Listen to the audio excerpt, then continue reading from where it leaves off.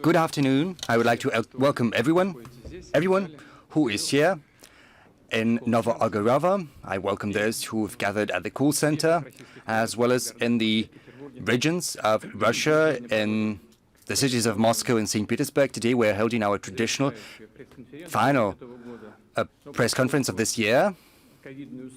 But due to the coronavirus circumstances, we have not had a chance to hold our direct line, so colleagues wanted to combine two events together. So it's a press conference with elements of our direct line so that I could talk to the citizens directly, to listen to what they think about what is happening in the country, to listen to their proposals as to what and how can be done additionally to make sure that the goals we have before us, issues we have, are addressed as efficiently as possible. And from the outset, I would like to say that, as we saw in previous years, we've got a very good practice. We have had several thousand, hundreds of thousands of questions in advance. And I would like to thank my colleagues at administration and at the government for processing those and responding to them. But I would also like to thank the Chamber of Citizens, the Civil Chamber, and the volunteers. And I would also like to thank them for fostering direct contacts to those who participated in previous direct lines. They spoke to the citizens, discussed the issues that were raised, and on many occasions they helped address those issues successfully.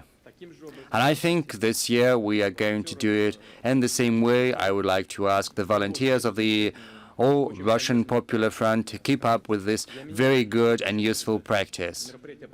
For me, I would like to say these events are not just a formality. I attach a huge importance to these events.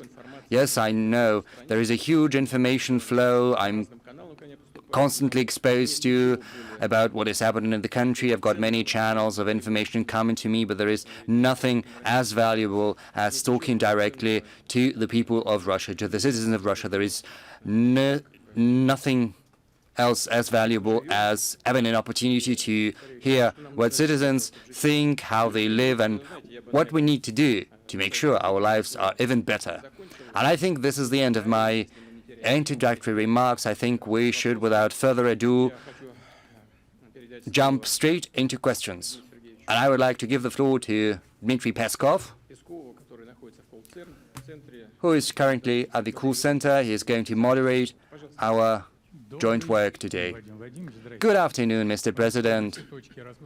Yes, the platforms, the studios are dispersed all across the country, and let's begin from the easternmost point, from Vladivostok. Please, let's be brief and as succinct as possible so that as many journalists can ask questions as possible. Vladivostok, help us. Yes, thank you. Good evening. It's Vladivostok, center of the biggest federal district. We've got 50 journalists gathered here. They're very active. Each and every one of them have an audience, traditional audience, and questions they would like to ask. I suggest we should begin, and I think there are those who are willing to take the floor, but maybe, Mr. Peskov, you would choose someone who is going to be the first to ask a question. Can I have a look at the room, please?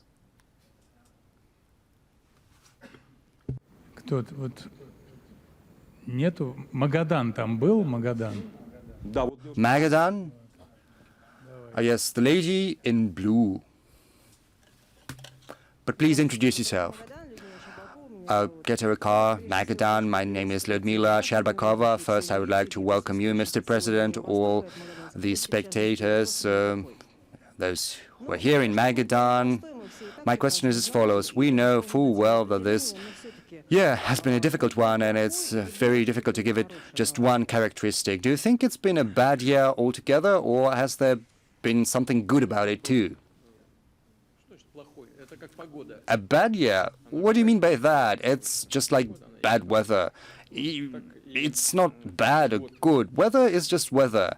And this year is the same. There are benefits and there are disadvantages too, just as in life. Yes, this year has been accompanied by an issue, a problem that has been a concern to everyone, that is the COVID-19 pandemic. But it's characteristic not just of Russia, but the whole year. More than 70 million people have been affected. They've contracted this disease, according to the WHO data. And it has impacted the pandemic, all aspects of our life. It has brought about lockdowns, shutting down production, a decrease in traffic and transportation, a disappearance of jobs, a drop in income. And yes, all of this did happen. But there is one thing I would like to draw your attention to. I'm going to support that with statistics, but despite a wave of issues that we have come up against, there is a whole ocean of them. That is why we've gathered here. But this sea, this ocean of problems, the whole world has been swamped in it. But I think we have the right to say that we've been up to the circumstances. Maybe we managed to cope even better than other countries that can boast both economic stability and the level of development of their social services and healthcare systems. Just have a look. I'll use some talking points that I've got prepared. As of now, the GDP decrease stands at around 3.6%. As of now. It's a smaller drop than in almost all leading EU countries. It's a lower drop than in the United States of America. Some EU countries have seen their GDP drop by almost 9%, like the UK, for instance. Our industrial output has decreased by around 3% by now, mostly due to oil. Because, you know, there is OPEC plus deal, and we have subscribed to some production cuts, and this has had an effect upon our overall indicators. But just yesterday, colleagues from the government reported that year on year, as of November, there's been an increase in the manufacturing industry by around 1.1%. And we are hopeful that this trend is going to persist, and we will be able to preserve it, and we're going to make headway. Let's have a look at our agriculture. Traditionally, over recent years, agriculture has been in a good place. As of now, the growth stands at 1.8%. And Minister has reported that by the end of the year, agriculture might even grow by around 2%. Our banking sector is in a good shape. The revenues of banks, the profits, are estimated to reach 1,300 billion rubles by the end of the year, which testifies to the stability of our banking and financial system. Let's have a look at the real wages. Please, dear citizens, do not take offense. Maybe what I'm saying is not corresponding to what you see in your real lives, but on average, real wages are going to grow by around 1.5% by the end of the year, even though real disposable income of our population is going to decrease. What does it tell us? Why the difference? We see the wages, the salaries of individual entrepreneurs decrease, and the decrease is going to be at around 3%. At the beginning of this year, our unemployment level stood at around 3%, around 4 and 7% right now. It's increased to 6.3%. But we are supporting the economy and the affected industries, and we are directly trying to save jobs. The unemployment stands at 6.3%, but I believe and I hope that next year we will get back to the previous indicators. We've got a surplus of our trade balance, which creates a very good environment for our macroeconomic development. As for our public debt, it was at a record low, $70 billion. It decreased by 10 billion because we're borrowing less at the international markets, but we're servicing our debt. Now, as for our reserves, as of December the 4th, they stand around $587.7 billion. The same goes for the National Welfare Fund. It was 7.7 trillion rubles. Right now, it has increased to 13.5 trillion rubles. This is a huge increase. But there's one thing I would like to highlight. There is a very good positive element to our economic development, because 70% of Russian budget does not come from oil and gas revenues, which means that even though we have not managed to eliminate this dependence entirely, but we are still moving there. So no one can call us a gas station anymore, and this is a very good thing. We're getting there. And the year that is about to end has been marked by some very important national events. I refer in particular to the 75th anniversary of our victory in the Great Patriotic War. Despite the difficulties brought about by the pandemic, we celebrated it at a very good level, and we had a parade at Red Square, and the Regiment of the Immortals March took place in an online format. And there is one thing I would like to point out, something I would like to thank the citizens for. Amid these difficult conditions, we have reaffirmed once again the core principle, the core element of our national identity. That is the unity of our people in the face of adversity. We have seen our volunteers and doctors work. I would like to thank them for that and pay tribute to that. And we see that society is oriented towards supporting our loved ones, our families and friends, those people in need. And this national unity is very good. There is this movement, we are together. This is yet another manifestation of this inner unity. And for that, I would like to thank everyone, and I would like to thank those who have taken part in these large-scale events.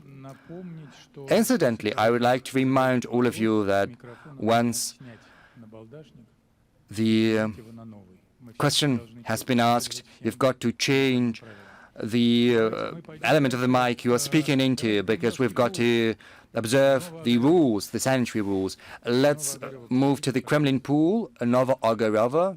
Please show it to us. Yes, the room in Novo-Ogaryovo.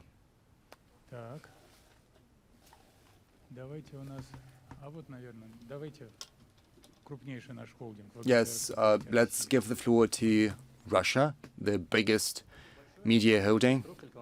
Thank you very much, Alexei Petrov, Vesti TV channel, Russia. Mr. President, masks have become a symbol of our times, not a very pleasant one. Yes, we understand that the biggest event of this year is the pandemic. So my question is about the state of the Russian healthcare system. How ready is it? How do you think it has coped, and how is it coping right now with the challenges we're up against? There is one nuance here. Do you think some follow-up work is done? Is there any analysis of deficiencies, of failures, like the lack of medicines and some equipment? Has there been any reports to you on that? And there is a reform of the primary care, and how is that reform going to proceed in the light of the lessons we've learned from the pandemic? Yes, thank you. As far as the healthcare system readiness is concerned, I think not a single healthcare system in the world has proven ready for so large-scale a pandemic, an event. As we can see, if we look at the world. But there are examples of how the work was organized in our country. We learn about everything in comparison, right? As I said, we had the notion, a whole sea of issues, and you have named a few right now. But we learn about everything in comparison, and comparing us to the other countries in the world, indeed, our system turned out to be more efficient. And I will talk about the lack of medicine and so on. It is quite natural. We see it all. And we analyze your questions that were incoming, and your question means that not all of the issues are solved as of now. But at the beginning of the pandemic, when just the first signals were coming from our friends from the People's Republic of China that there are certain issues there, what we did right away, we responded at the border. And I mentioned that multiple times. We have one precious time to start preparing actively for the time when the larger scale issue would arise. And we started to prepare our healthcare system and doing all of the pandemic measures to combat that, and we haven't lost time. As of the need for the hospital beds stood at 95 million, and I think we're counting that in millions. And the preparedness was at 50%. Right now, what we have is for hospital bed capacity. No, I think that's thousands. We're counting that in thousands. We have deployed 270,000 hospital beds for a very short period of time. We have built 40 centers. 30 were built by the Ministry of Defense, and the 10 were built by the regions. And the center number 40 is in the pipeline, and it will be finished in the very last days of this year. And that tells us that we have the capacity to respond very swiftly to the issue. Yesterday, I was talking to a girl, a volunteer, and she was telling me about the equipment. At the time when the pandemic began, we didn't have a lot of specialists as doctors, about 8,300 specialists. And right now, we have 150,000 doctors working on that. And as healthcare workers in general, I think we have about 520,000, 530,000. What we did, we have changed the specialty of many doctors. We have repurposed and redirected the flows of the personnel, and we have taught them and prepared them. We have introduced extra benefits for the people working in the red zones. We have introduced benefits to support our doctors. For the students, for the medical students, we have given them about 10,000 rubles, 7,000 for the students of colleges. And quite swiftly, we managed to roll out the production of PPE, personal protection equipment, as well as suits and so on. All the necessary liquids to disinfect the buildings and so on. We are tired of all the masks, that's true, but we have increased their production by 20 times. It doesn't happen so often in other places. Our healthcare system and our public management in this sphere have shown the preparedness to mobilize the resources very fast, and they did it. Well, by the way, the production of the necessary medicines have been increased twofold. And I know that some of the regions do come across shortages, and I took the information from the call center. Citizens phoning in, yes, indeed, there's shortage of medicine in inpatient care and in drugstores, and they're not issuing free drugs and so on. I'll talk about it in a minute, but these are not the issues that we came across at the very beginning. This is a logistics issue of late procurements, of late deliveries, and so on. But if we talk about production, it's not such an issue. At the very beginning of the pandemic, we didn't know what that was. We didn't know how to detect it, how to identify the virus, how to treat that. And we never knew, would there be a vaccine at a certain point in time? And we have great progress in all of them. As for testing, Russia is at the top 3 of testing countries, and WHO believes that one of the ways to overcome the pandemic is a mass testing. As for medicines, we started to produce Russian-produced drugs in the amount that we need. As for vaccination, Russia turned out to be the first country in the world to invent, so to speak, and who started to produce the vaccine. And the Scientific and Research Center, Gamaleya Institute, as well as the Novosibirsk Institute called Vector. Indeed, we have a good vaccine, and I spoke about it. It's safe and it's efficient, 95, I think 96 or 97% efficiency. That's the level of protection. And there hasn't been any serious cases of side effects. And our colleagues and foreign colleagues indeed have turned to us. They have faced us, and now they're prepared to cooperate with us when they're failing at some things. For example, English and Swedish company AstraZeneca, they're prepared to work with us, and they're signing, I think we're signing an agreement. I'm very happy about it when the specialists at this high level, they cooperate, and this is a major company, a great company with a world-class company. And when they unite their efforts with the Russian partners, I'm sure of it, that the result will be great, not only for our citizens, but for the whole world. All that I have just said means that, yes, there are issues, but on the whole, the healthcare system has responded adequately to the threat that has arisen for the citizens of our country. As for the primary healthcare system, indeed we had to concentrate the necessary resources and challenge them to the issues that I've mentioned: fighting the coronavirus infection, helping doctors, volunteers, students, and so on, doing everything to roll out the production to the necessary capacity. We have postponed some of the things of working on the healthcare system, but we did not forget about it. This is not on the back burner for us. And instead of starting this July this year, we will start it on the 1st of January next year. So all the resources that were earmarked for that program will be used. And within the time frame, what has been foreseen by this program, this is 500 billion rubles from the federal budget, as well as 50 billion from the regional budgets. So that will be a total of about 550 billion rubles that should be allocated for that program. Some segments and some parts of improving the healthcare system has already started. For example, buying vehicles for the healthcare system.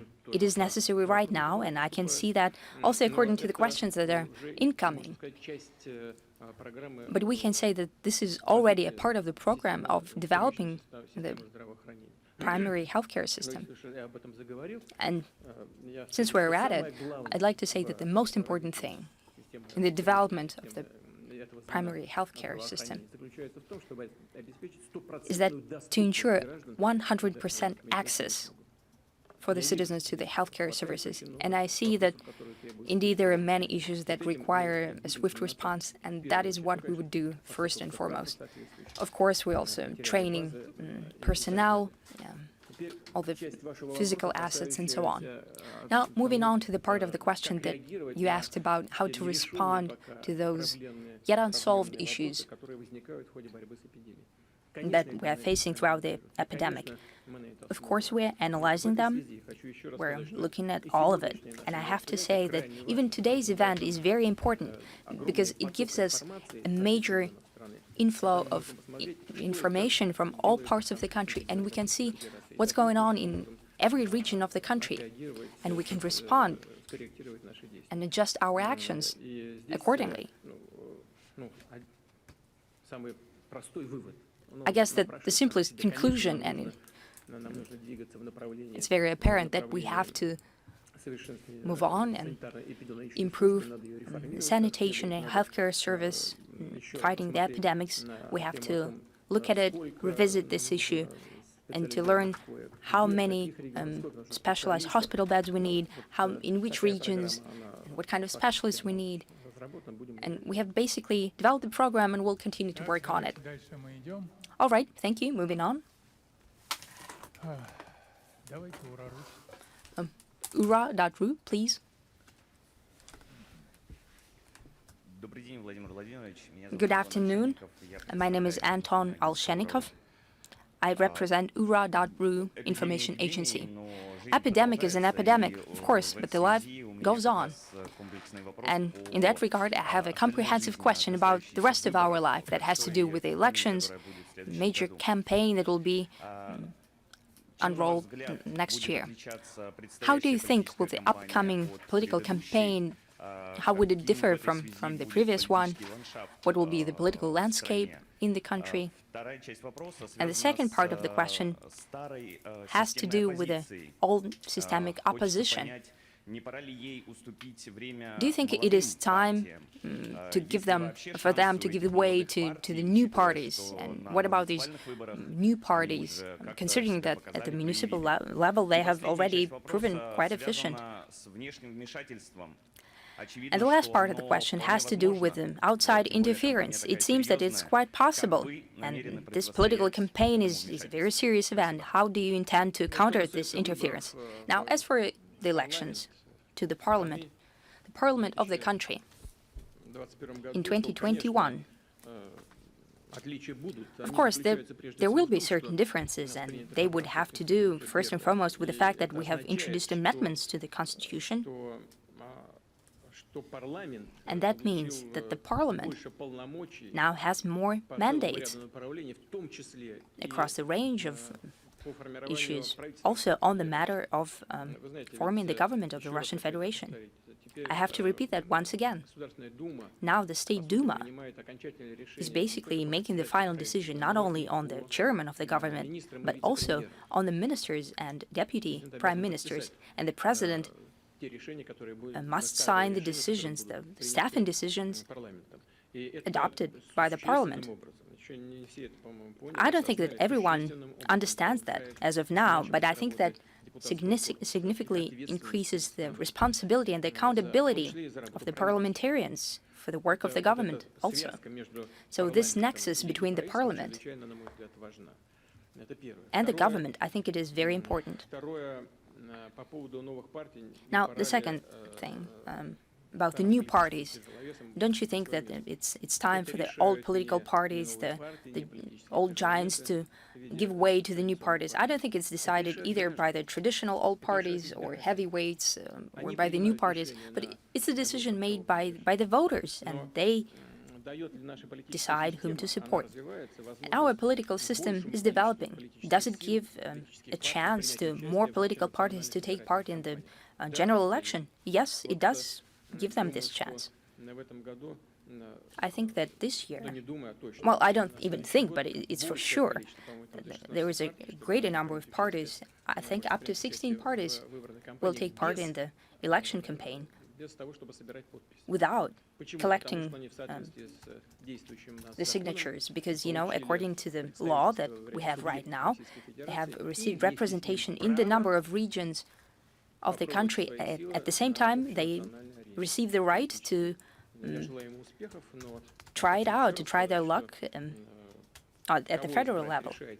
But I have to say it once again, the voter decides who will be elected.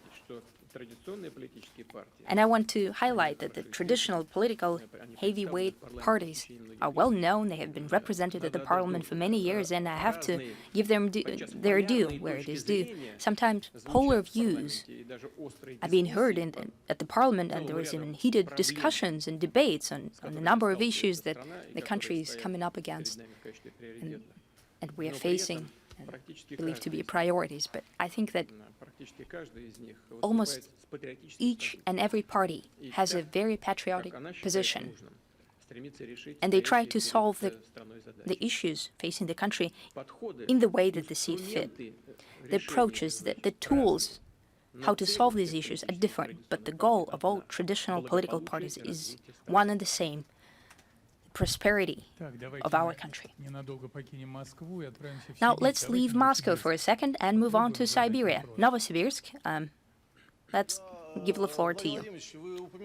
Mr. President, you have already mentioned Novosibirsk as the center where one of the vaccines was created. If you would allow to stay as Mr. Peskov right now and to moderate, and I saw a banner with a vaccine written on it. Please introduce yourself. Ludmila Kabel, Altai region. Mr. President, have you been vaccinated against the coronavirus? And what do you think about the general national vaccination, considering that the number of trial vaccines given to the regions is not yet enough? The Altai region is facing a very difficult situation with coronavirus. Also, another question: do you think there will be enough vaccines for the Russian citizens, considering that Russia will provide vaccination aid to other countries as well? Well, look, I'm encouraging everyone to be very careful at studying specialist recommendations. And I saw that you put on your mask and you have gloves on, and it's great. And the specialists are saying that the vaccines that are sold over the counter right now, they're foreseen for the citizens of a certain age group, and I'm not at that age yet. I'm a very law-abiding citizen, and I listen to the recommendations of our specialists. But as of now, this vaccine, I wasn't vaccinated with it, but I will do it for sure as soon as it is available. Second thing, that what I hear from the specialists, there is a need to have a certain difference between different vaccinations, between the jabs from coronavirus and the flu, for example. Some say that there should be a difference of 2 weeks, and some at least 4 weeks difference between vaccinations. Now, that's the second thing. Number 3, about the need for mass, or so to speak, general vaccination. I think that it needs to be done. And this is the opinion of not only of our domestic specialists on viruses, but their colleagues around the world as well. One of the many paths of overcoming all issues that have to do with the pandemic is the mass vaccination. And that is supposed to create a general herd immunity. And once again, I will repeat it, our vaccine is efficient and safe. So I don't see any reasons not to get vaccinated. And now, the next point. Helping, as you said, helping other countries. First and foremost, I always spoke about that, and I want everyone in the country to hear me. Our task is to conduct the domestic universal vaccination. But there are certain issues here. First thing, the vaccines, the components are good. Still, what we're missing is the hardware to produce the necessary amount of vaccines. As for the flu, I think about 70 million people were vaccinated. Now, this is a major vaccination campaign around the country. And this is what we need to do in order to fight the coronavirus infection as well. But for that, we need to refurbish plants and vaccination productions. We'll continue to increase our capacities. And I believe that all the plans will be delivered on. At the beginning of the next year, we'll have millions of doses of vaccines, and we'll continue to increase that production. As for cooperation with our countries, considering the fact that we need some time in order to build our capacities, the technological capacities of our production facilities, well, nothing prohibits us from producing the components. We have enough of them to produce them, outsourcing that production to the foreign countries, and they will have to invest their own money in the expansion of production and buying the necessary equipment. I think that's a thing there. And it does not hinder vaccination within the Russian Federation in any way. But on the contrary, I think that would improve the final quality of the product, since that would be more and more massive in nature. Mr. President, can we keep up with the tradition that Mr. Peskov has initiated? And we have a small gift for you. We have the wind protection windscreen for the microphone. Well, you have not been using a mask, so now you have the wind screen for our mic. Feel free to use it. Okay, and let's go back to call center. Wow, you're a stickler. Let's go to the call center now. We have plenty of questions about the work of the healthcare specialists, about pandemics. A volunteer, Dr. Valentina Kiseleva, was in charge of processing these questions. She has been working for months in a local inpatient clinic. She's been consulting the coronavirus patients. So what are the issues from the people? We have came across a variety of issues that our citizens are facing. It's the testing issues, the inability to call the doctor home, the waiting list, the waiting time for an ambulance is over a week in some cases. I also worked with the doctors who worked in direct contact with the coronavirus patients. Doctors from Russian city of Kola from Murmansk has never got an adjustment payment for their work with coronavirus patients, and the same goes with Kochkanar city medics. The last payments in Nizhny Novgorod took place in September, and the same goes for Tver. There are plenty of questions from people who risk their lives just as the doctors do. It's the technical specialists, the elevator maintenance, it's the janitors, people working in the catering area. They are in the vulnerable group, and they are essential for the work of the doctors. So it really hurt our feelings that people are right there on the front line and feel the injustice done to them. Mr. President, we have plenty of petitions in this regard, and we are ready to convey them to you, pass them to you, so that you can handle them, each and every one of them. Is it possible to deal with this? Alevtina, did I talk to you yesterday? Yes, we have talked to you yesterday. Okay, so I think I have some info from the call center from the region of Ryazan. So the letter goes, we are living in a small town, we have no medication, and there's no chance we get the free medication. Why our coronavirus patients have to pay for their own treatment, while it's been said that even if just the diagnosis is confirmed, you are entitled to free medication. It's not the case here. Where are the funding? Where is the funding allocated to us? It comes from Vladimir Korshunov from Ryazan. So I'm going to be answering your question and to Mr. Korshunov. Let me say this. We've sent 10 billion rubles to the regions. What is this money for? That's for swift response for tackling the issues that arise right now with the personal protection equipment, to outfit the medical institutions to better fight coronavirus.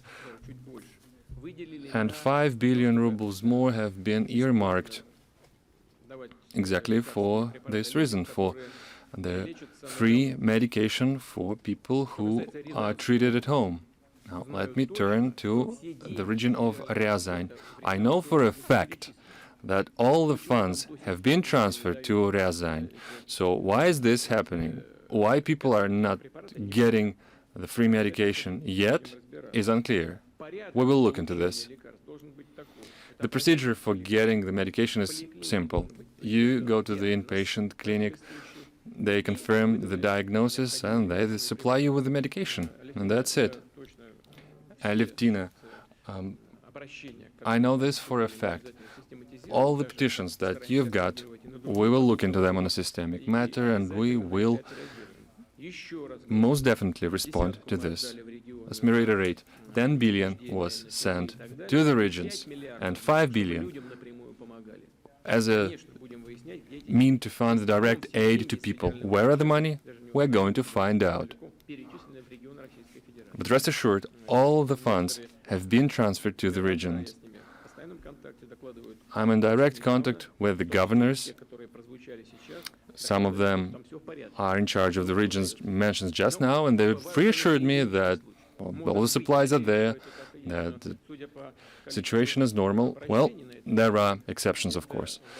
We'll look into this, but judging by the scope of petitions, this is a systemic issue. We will look into this. All right, let's go back to the World Trade Center now, and let's start with this flank. Please pass on the mic. Just give your affiliation. Mr. President, REN TV channel. Thank you for the vaccine. The scientific community is grateful. Well, we are talking about the pandemics, but we still don't know the source of this threat. China is accused by the United States. We don't know about if it's an artificial or a natural disease. Maybe the intelligence services have been tasked with finding out the origins of it. Well, you know, there are plenty of gossips, but I'm not going to spread these rumors and broadcast it nationwide. Besides, we see no evidence to substantiate this gossip. It appears to me that it's not the time to point fingers. We need to join the ranks and fight the disease together. That would be the right thing to do. Now, some of our Western partners consistently emphasize the humanistic underpinnings of their foreign policy and their domestic policy. Now, why wouldn't they think more about people who were especially vulnerable? What about lifting the restrictions, the trade restrictions, the sanctions against countries that suffer the most, that to provide assistance that's critical to fighting the coronavirus? At least lift the restrictions on medication supplies, on doctors' training. This is should be the focus right now, and not finding a scapegoat. Thank God we have a good and productive cooperation with many countries, including China, both on the highest level and on the scientific community level. Well, speaking of the intelligence services, well, they're tasked with plenty of things, but this is not the proper place and time to discuss these tasks. Your colleague has just questioned voiced out the possible interference into our elections. Well, I just thought that we should be prioritizing other things. But this is a general question, and this is a shared concern for many. Well, of course, there will be powers trying to interfere into elections. This is what's going on across the globe. We know that, we are ready for that, and we are getting prepared for that. Trust me when I say this, we will be ready to provide an efficient response to this. But there's an if. If the overwhelming majority of our citizens understand that this is the interference and that we have to counter this, that this is unacceptable, and that our citizens are in charge of their own destiny and they should take this ownership. So we need to take a look at how the media is protecting itself from interference. They should stand for their sovereignty. Now, having said that, we are completely open to cooperation with our partners. We're ready to welcome the international observers. I think it's the unique situation in the world. As far as I know, there is, I think, over a dozen of US states actually directly prohibit the presence of international observers at the local elections. Well, it's not like that here. We are ready to welcome the observers. We have the observers both within the country, we have the NGOs, we have the civil chamber on it. They have the permission to participate as observers. They are free to monitor the political processes as well as the political parties are entitled to this. So this is the track of our effort that we will be trying to emphasize.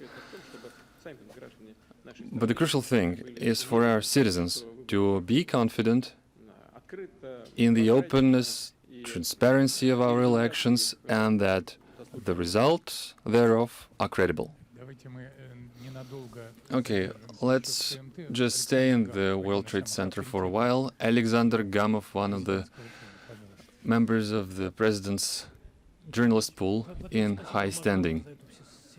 Mr. President, thank you for this meeting, the nationwide meeting.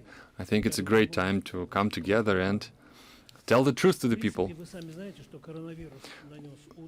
You are well aware that the coronavirus has dealt a blow to the level of life, the living conditions of people across the country. People calling me back from the regions and saying that the life is as difficult as it has ever been. People have been poor, and the poor are getting poorer. The purchasing power of people is on the decline. Ruble exchange rate is falling. The mortality rate is on the rise.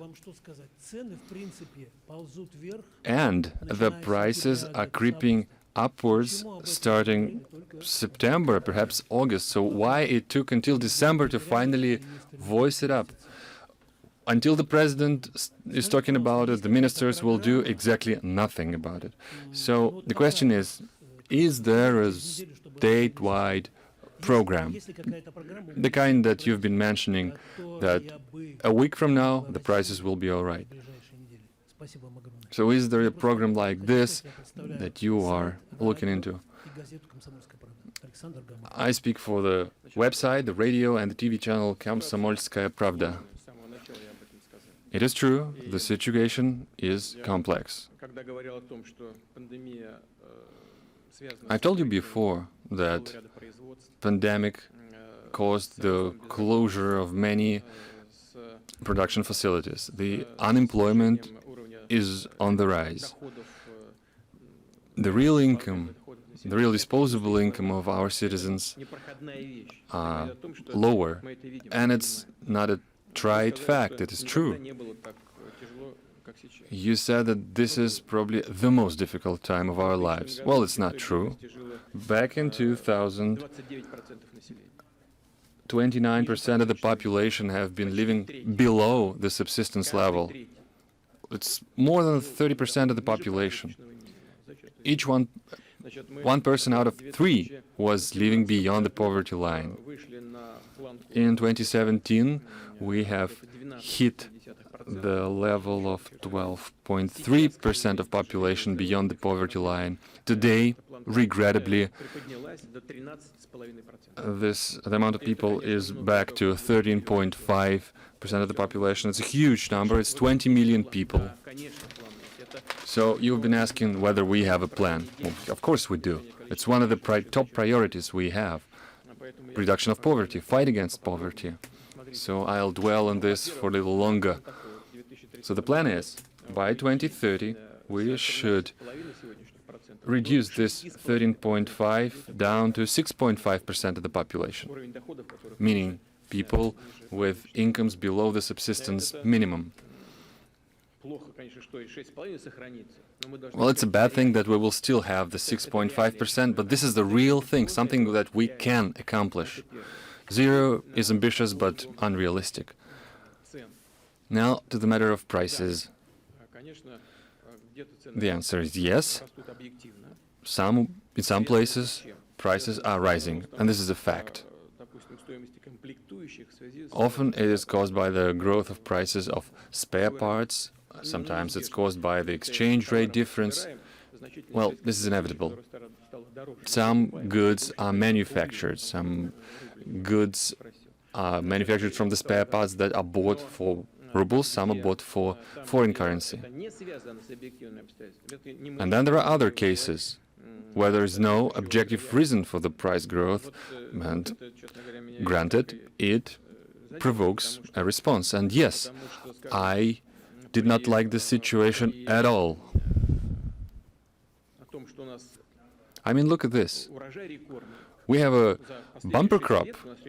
We have historically high crop, 131 and maybe 134 million tons of wheat. And against this backdrop, we have the bread prices growing, dried pasta price growing. Now, what is this about? So maybe we should tighten up the screws somewhere in some places. Or now, we've been told that we should support our sugar cane producers. Well, we'll try to do this, but not by creating a deficit on the domestic market. After all, Minister of Agriculture said that we have sufficient amount for the domestic population. Sufficient, you say? And then you have the 75% growth, or the 18% growth for vegetable oil prices. Is that what you call sufficient? No, so we made the adjustments. We have tried to export more, and this brought about the growth of domestic prices, which is unacceptable. So this caused my reaction. Well, hopefully I've reacted timely. It should have been done by the, use of market tools and not the administrative leverage stick. We could have used the import duties and all. These tools are well known. All that was necessary was a timely response. Well, I think all the necessary agreements and documents have been signed by now, the agreements between the producers and the distribution networks. Both the retail should show that there is a decrease of prices for the staple foods, and the same info should be provided by the producers. We will look into this, and I hope that we see the results within a week or so. Now to the next question. What are we doing to give a helping hand to people in this difficult period? All right, the unemployment rate is on the rise from 4.5 to 6.3%. We have did something. We have increased the size of unemployment benefits. It's a well-known fact. I think it's the people with children who have it the hardest. And here we have a comprehensive system. So you have the 0 to 3 years, the 18 months to 3 years, and 3 to 7 years. So we have introduced this step-based benefits. So the rules are this. Say income of the family member is lower than 2 minimum wages. Previously, the number stood at 1.5 minimum wages, now it's 2. So if they have the disposable income of less than 2 minimum wages per person, these families are entitled to get another minimum wage for each child they have. So 18 months to 3 years is another bracket. So if the income is below the threshold, they are entitled to the same payment, which will be paid out of the maternity capital funds. And finally, the third bracket, 3 years to 7 years old children, we have introduced this rule. If there is less than 1 minimum wage per family member, we are paying out 0.5 minimum wage per child. Well, we decided to look at the situation in detail, look at the impact it has on the family member household wages. So if it's inefficient, starting January 1st, so basically 2 weeks from now, we're going to be paying 1 minimum wage per child in this 3 to 7 year bracket. So these are the measures that we have urgently taken to support our families. I'm not now even speaking about one-time payments to those with children under 16. And of course, we are supporting the labor market, and I think we're going to dwell on that so as not to go into too long an explanation in response to your question. But it is an important matter, otherwise I spend so much time responding to it. But the most important thing is to develop the economy, to accomplish the national development goals and the national projects that the goals are incorporated into. We've got to create new jobs, propel our economy to a whole new level, which is up to the standards of today. We've got to develop AI, digitalization, as well as create new cutting-edge industries that allow people to have an interesting job on the one hand and get decent wages on the other. And this is precisely what we seek to do, implementing a whole number of measures we've incorporated in our national projects. Let us not forget our regions. Yekaterinburg, please. We've not been there so far. Hi, this is the capital of the Ural region. We are working at the permanent mission. We've got journalists from the Ural Federal District. We've got 70 who've got accreditation, but we've got only 69 journalists. We've just learned some news. A colleague of ours from the local information agency gave birth to a child yesterday, and that is why she couldn't attend. I think this is a good reason, and you will treat that with understanding, but the rest are eager, they are keen to ask questions. Mr. Peskov, how are we to proceed? Are we going to choose someone? Could you show me the room, please, so that I can make my choice? In the first row, the word trash, garbage. Yes, take off your mask, please. Introduce yourself and then ask your question. Good afternoon, Mr. President. Magnitogorsk medal. My name is Olga Balabanova. I'm asking you about the waste reform. Everyone knows that it was launched on January the 1st last year, but it had started before that 5 years ago, at least in our city in 2015. A concession agreement was signed in our city. There was a project, and then at the level of state expertise, it was stalling. Some headway is something we're seeing right now, but why is this reform stalling in so many Russian regions? What are we to do with that? I don't think it's stalling, this reform. There are many issues related to organizing the production process itself, but the reform is making headway on its own, and there are several goals we are pursuing, large-scale ones too. First, we've got to create the necessary circular cycle industry. when waste is not simply dumped at the dump sites, but when this waste is used to produce something else. We also have to achieve the sorting process to make sure sorting is happening so that in several years we can sort the waste in the necessary categories and process them accordingly and recycle them. As of now, one of the most important tasks the organizers of this reform have in front of them is to achieve a greater responsibility for the producers and for those who provide the packaging, to shift the burden from the citizens towards the producers of packages.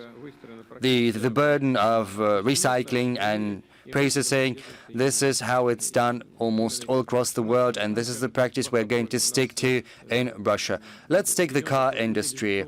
We have the special recycle fee introduced, and it's functioning in other countries across the world and in our country too, and we've got to do the same for other industries. I would like to assure you that the government is working on it, the regions too, and they're going to continue this work, and there is no doubt about that. We are allocating big money on that. Everything has been scheduled. The money is not going anywhere else. So it's all going to go according to plan. But as you are from Magnitogorsk, I've got a question here.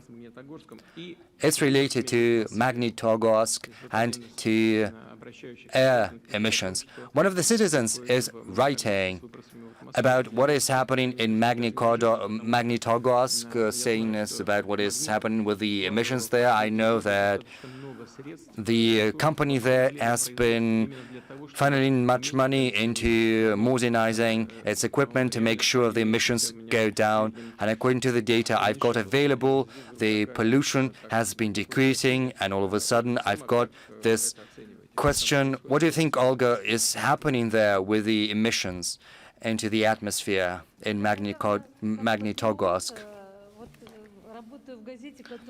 I'm a patriot, and I work at a newspaper, working at the company. So if those facilities have been introduced, well, that's good. Maybe the citizens are going to be offended, but many think that the simple fog we sometimes have, they confuse it with pollution. The factory has introduced some facilities, and there is some warm water, and ice is not forming there, and the water is turning into vapor, and there is some fog, but it's not pollution. Besides, there are other factories, but I think sometimes people simply exaggerate, but especially in social media. It's not social media, it's a letter from a citizen. Well, we're learning about that from social media, but I don't think it's happening. The factory is working on it, modernizing its facilities. Yes, that's why I'm asking you. I know that the metallurgical company, this factory, has allocated a lot of money to modernize the purification facilities, to make it more eco-friendly. That's why this letter has surprised me. But still, we've got to look into it, to pay attention to it. As far as environment is concerned, we're trying to install a detector system across the country, especially at those spots where pollution is most heavy. And it is going to happen first and foremost where metallurgical factories are located, and the cost is going to be borne by the factories themselves. Magnitogorsk is going to be one of the first spots, and we will try to look into that. And there was another question, previous one. I'm sorry, dear moderators. there was a question about payment to teachers. The highest category teachers in the regions, it's Sergei Stepanchenko is writing to me, with an 18-hour workload, gets the same salary as the janitor. And this is a very acute matter. And that is why I decided to pick it up. Even though there's a whole pile of letters about the same issues. I'm going to tell you what has happened, and next I'm going to tell you what we need to do. We have decided that the minimum wages cannot be lower than the minimum subsistence level, and we have adjusted the scale. And you see what happened. So we had to raise the minimum wages, and the janitor simply cannot get less than a minimum wage, and that is why wages have been increased. But the wages for other and the salaries for other categories should have been raised accordingly, but so far it has not taken place because of the budget restrictions. But this is something we will have to do, and I would like to draw the attention of the government to this issue. This is not a normal situation. Well, let's get back to the World Trade Center. We have already given the floor to one of the most authoritative journalists here, and I would like to give the floor to a new journalist. Sergei Shnurov is here. I would like to give the mic to him. Good afternoon, Mr. President. My name is Sergei Shnurov, international TV channel RTVI. I think the biggest question about Navalny, I think I will let other journalists ask this question, but since our channel is an international one, I would like to ask you the following question. Why did Russian hackers fail to help Trump get re-elected? Have they all already migrated to the Silicon Valley? You know that one should never abandon one's own. And what can Trump hope to do right now? Are you going to provide refuge to him if he asks for asylum, as Edward Snowden has done? This was a question from the channel. And the next question is a personal one from myself. How can an ordinary person describe the lives we are living without resorting to four-letter words? Well, let's begin with the last part of your question. Have a look at the classical movies of the Soviet era.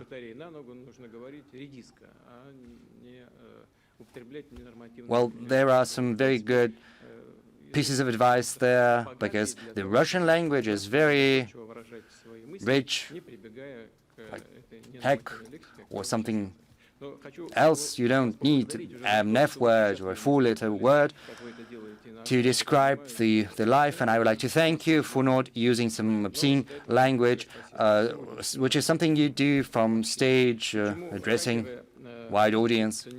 But we've got to observe the proper decorum. Now, as for the first part of your question, you asked about the Russian hackers helping Trump get re-elected. I think this is not a question, this is more of a provocation, because Russian hackers have never interfered in the elections. They have never helped Trump get elected. This is all just wild conjecture. This is just a pretext to try to sour the relations between Russia and the US.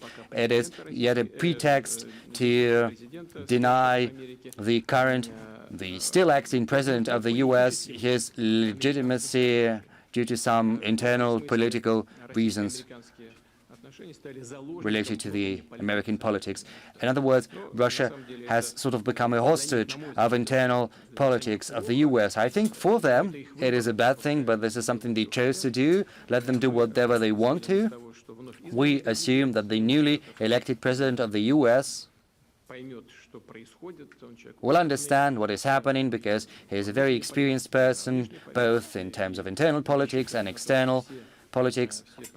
And I think that we hope that all issues, or at least a big part of them, that have arisen, are going to be addressed under the new administration. As for Mr. Trump, I don't think he needs to find a new job because almost 50% of the population have voted in favor of Trump, if you count the voters, not the electors. And I think he's got a big support, and he is not going to leave the scene, the American scene.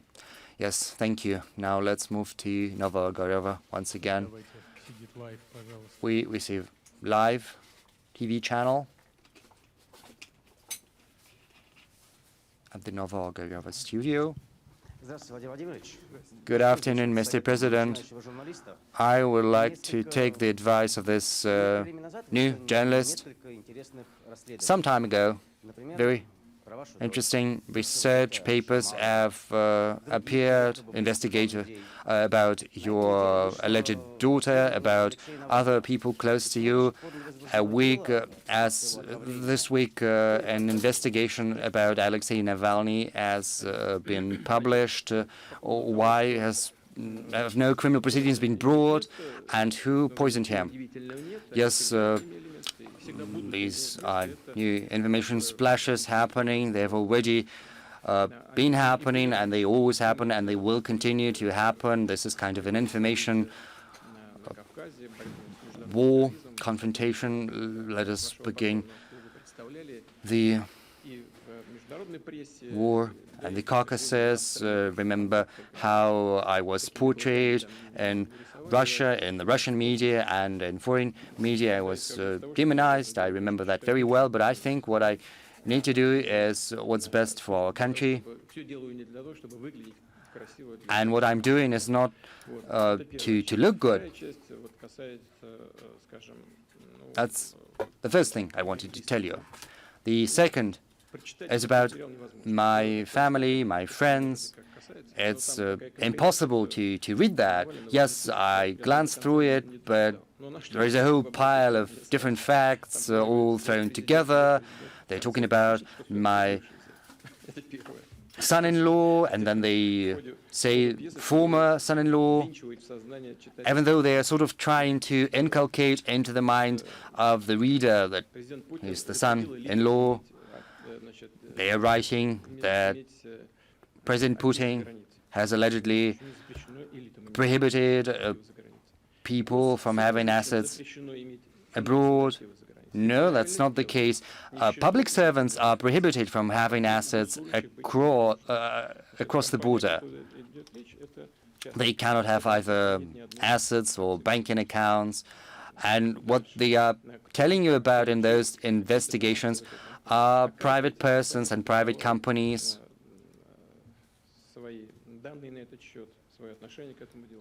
And it turns out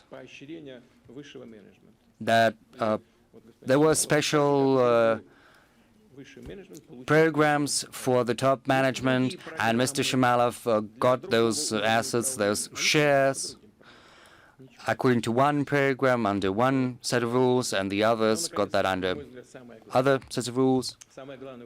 And what's the most important thing? Mr.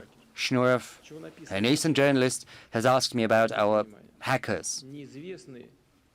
But let's get back to this investigative paper. Someone is pursuing some purposes, and the author is kind of unknown. And this reminds me very much what was happening in 2016 with alleged criminal hackers from Russia managed to hack the email of the Democratic Party. Remember who called those hackers criminals related to the intelligence services of Russia.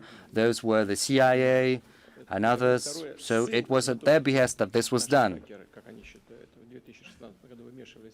So the CIA and others say that allegedly our hackers interfered in the Russian elections in 2016. So what they are doing right now is vengeance. They are also trying to influence our public opinion, to interfere in our domestic politics, and I think it's evident. It's evident to me, and it's evident to most readers if you pay attention to the issues I've pointed out right now.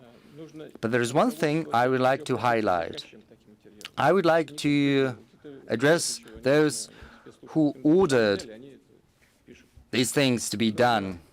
The authors themselves, well, they simply got a commission. The commissioners should not follow the logic of vengeance. They should not think they're exceptional. What they have to do is to build relations in the international arena based on mutual trust, mutual respect, and international law. And only then will we be able to achieve success where we need it.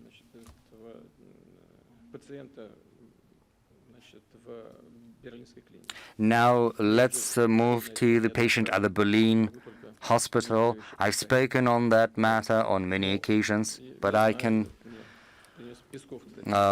repeat them. Just yesterday, Mr. Peskov has briefed me on the latest conjectures about our special services and all that. In both cases, this is not a certain investigation. This is legalizing the investigation materials of American Special Services. So they don't know that they're tracing location. Of course they know that. The FSB officers and other special services agents know that. And they use the phones where they find it necessary, not to hide their location or whatever that is. And if it is so, and it is so, I assure you, that means that the Berlin patient uses the support, enjoys the support of the American Special Services. And if that is right, then it's quite amusing, right? That means that the Special Services should keep an eye on him. But it doesn't mean that they should poison him. Who needs him? Well, maybe if they wanted to do that, they would brought it to the end. His wife asked me, and I gave the command to provide authorize his transfer immediately. And the wider public doesn't know that, and maybe doesn't pay attention to that. But this stunt is aimed at attacking, the higher ups, and getting to a certain level, and saying, please pay attention to me because I'm the person of the same caliber, and treat me as a person of a national scale. And this is a well-known stunt, and it's widely used around the world as a means of political fighting.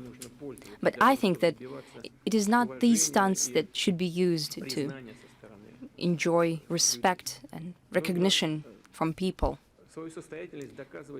You need to prove that you're a person of substance with deeds or a certain program that is realistic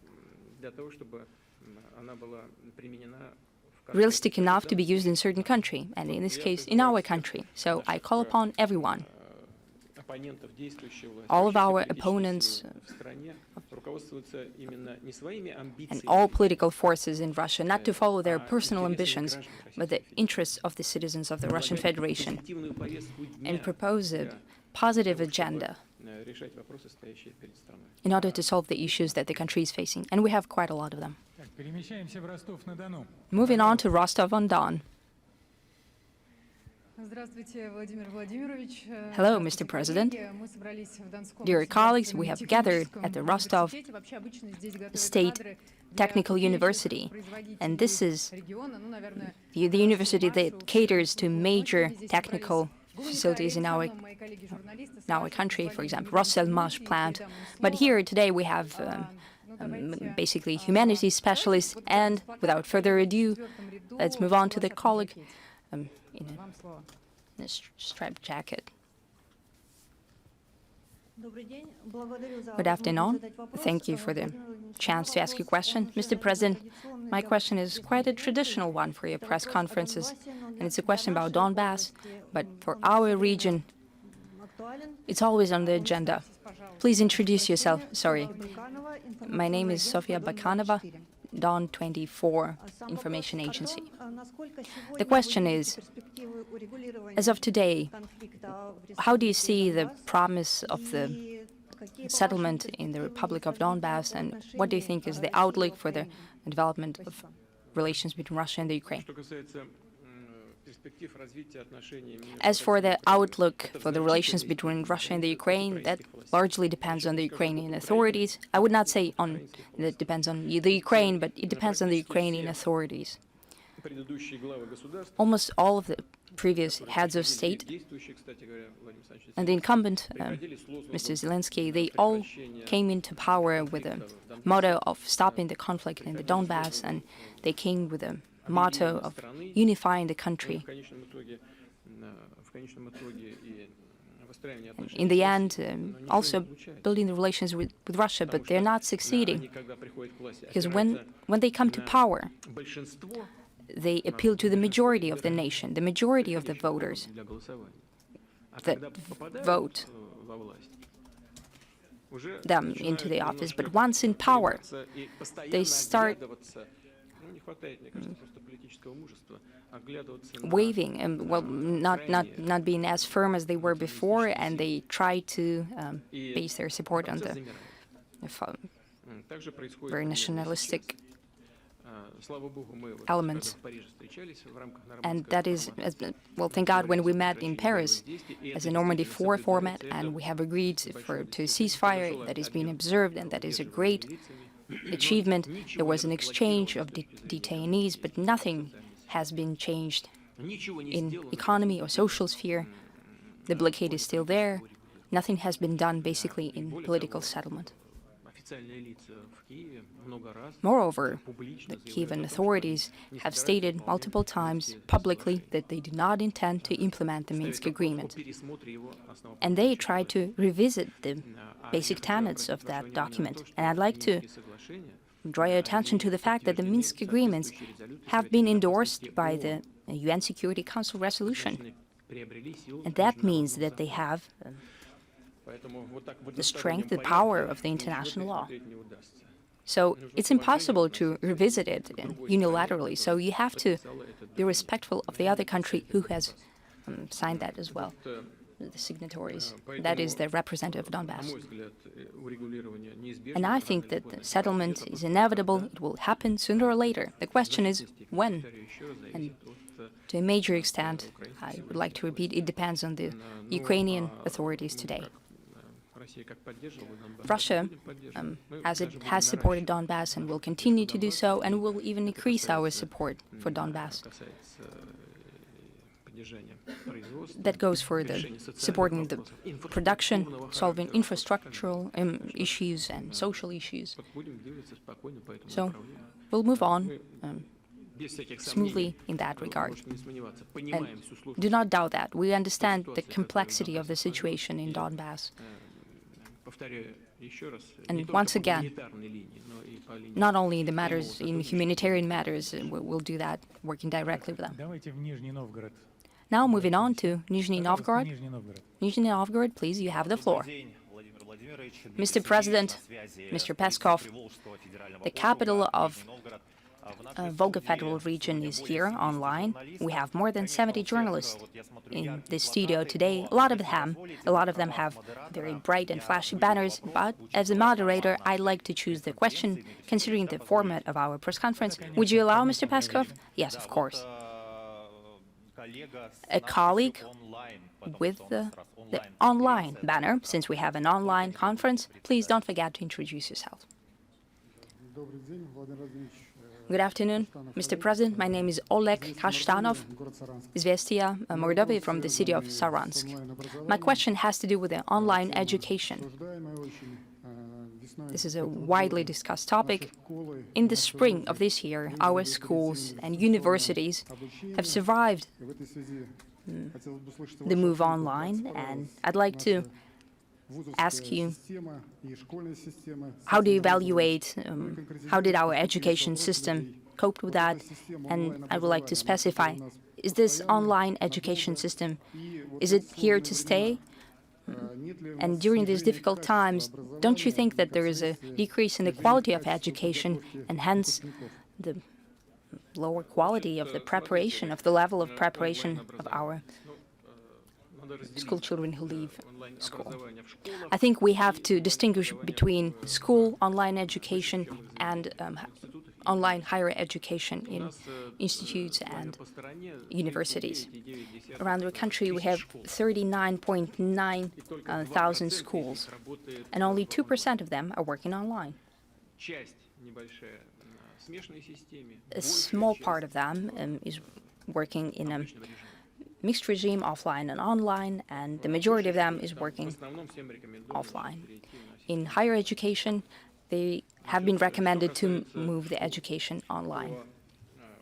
As for schools, I have a lot of notes and memos about how prepared the schools are from the technological point of view, and I'll get back to it, I guess, when I'll respond to the written questions.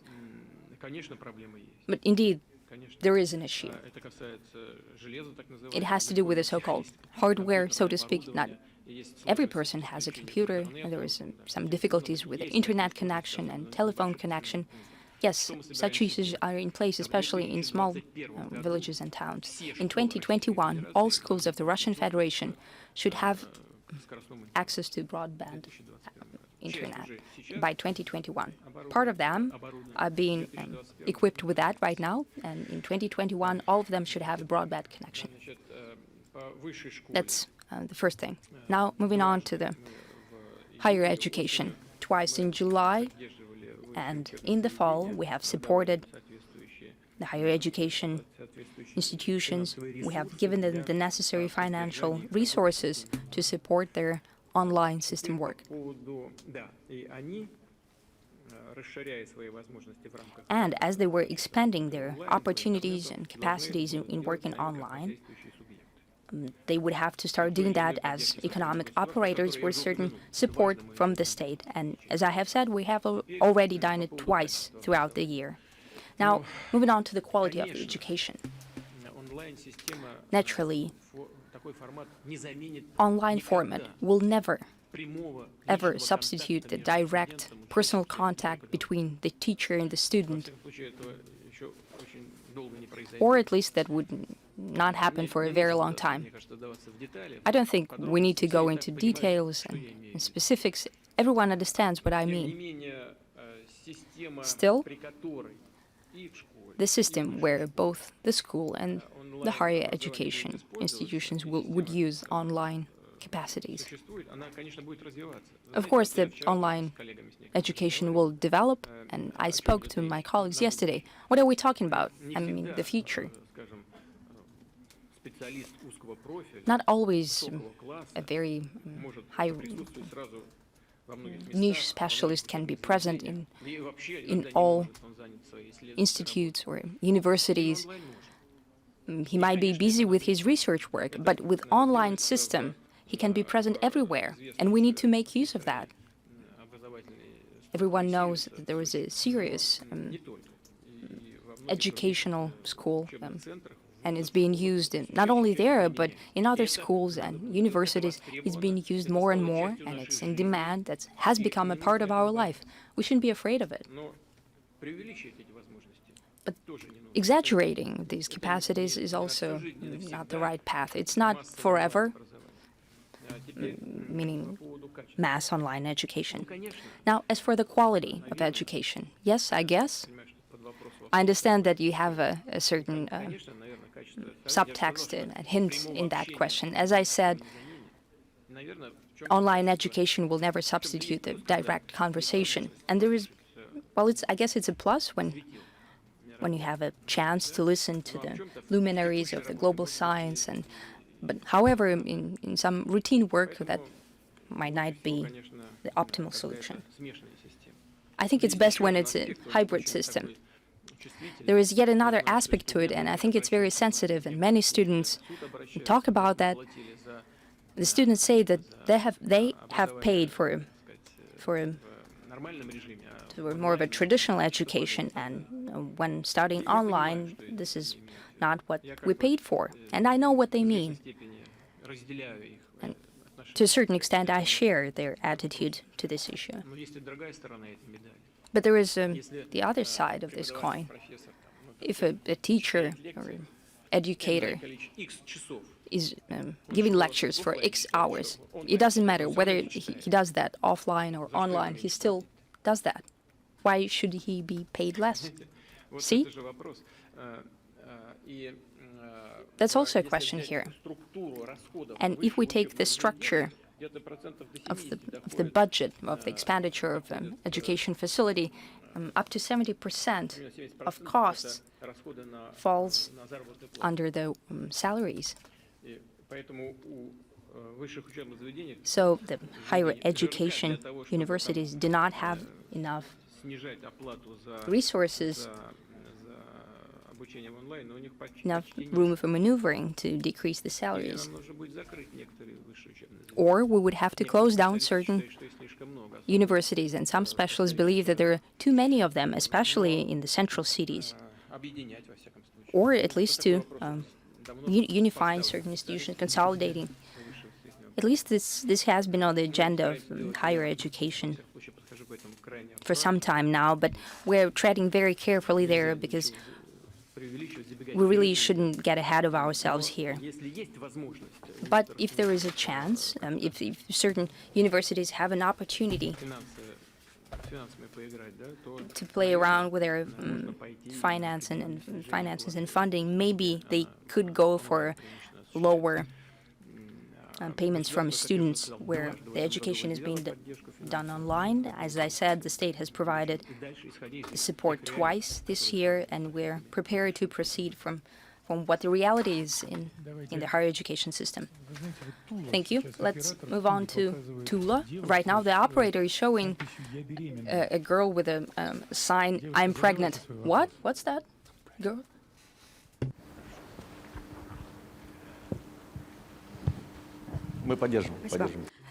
Yes, we'll support that.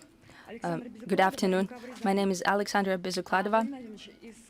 Mr. President, you can hear it everywhere that this public servant, this civil servant, is stealing, and this is a corrupt politician. But there are certain politicians who are prepared to sacrifice everything for their country. And I want to talk about one of such civil servants. On the 7th of October, that is your birthday, there was a fire at the military garrison. About 46 tons of ammunition have caught fire.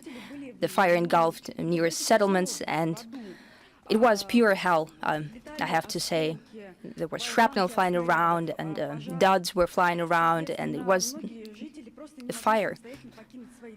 And many citizens could not leave their apartments on their own, and one of such public servants have saved 7 people from that fire. First, he saved 2 elderly persons. He was shell-shocked, but later he returned for a mother with 2 children, of 8-year-old and 5-month infant, and 2 other elderly people. And that was being done under fire, under heavy shell fire.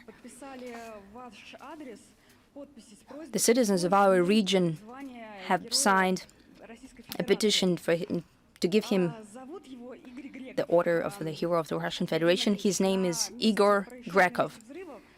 At the incident site, the Minister of Emergencies, Mr. Zinichev, has arrived there, and he saw it all with his own eyes. Do you think, Mr. President, that Igor Grekov is worthy of the title of a hero of Russia? Well, he was doing that in the time of peace. He was sacrificing his own life, risking his life.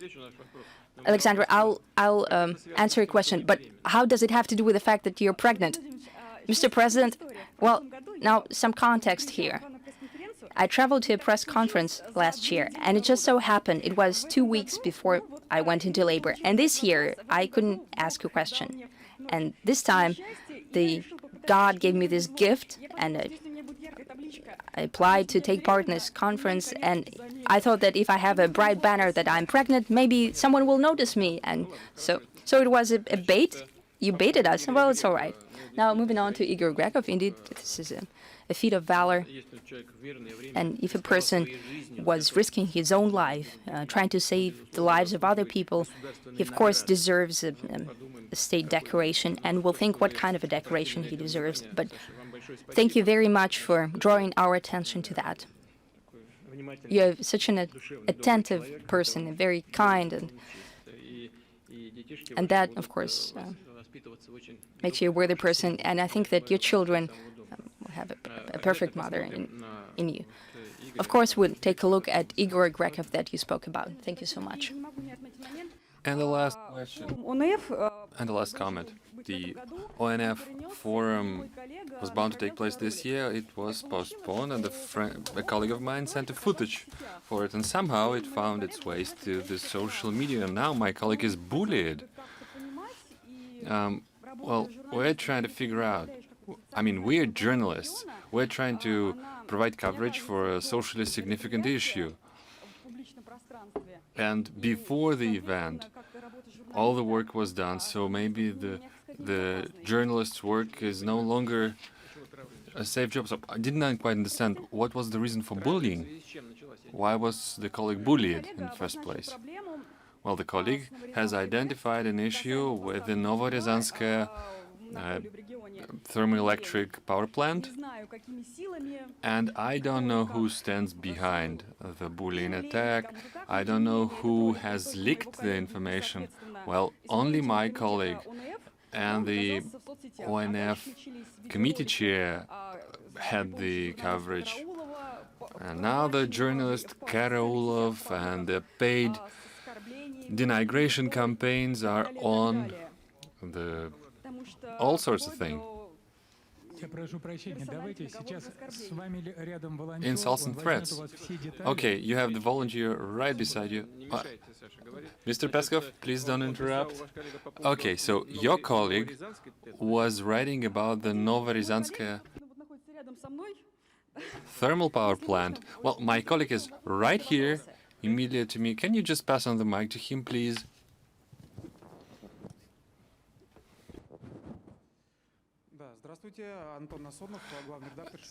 Mr. President, Anton Nasonov, editor-in-chief of one of Novo-Rязанskaya newspaper.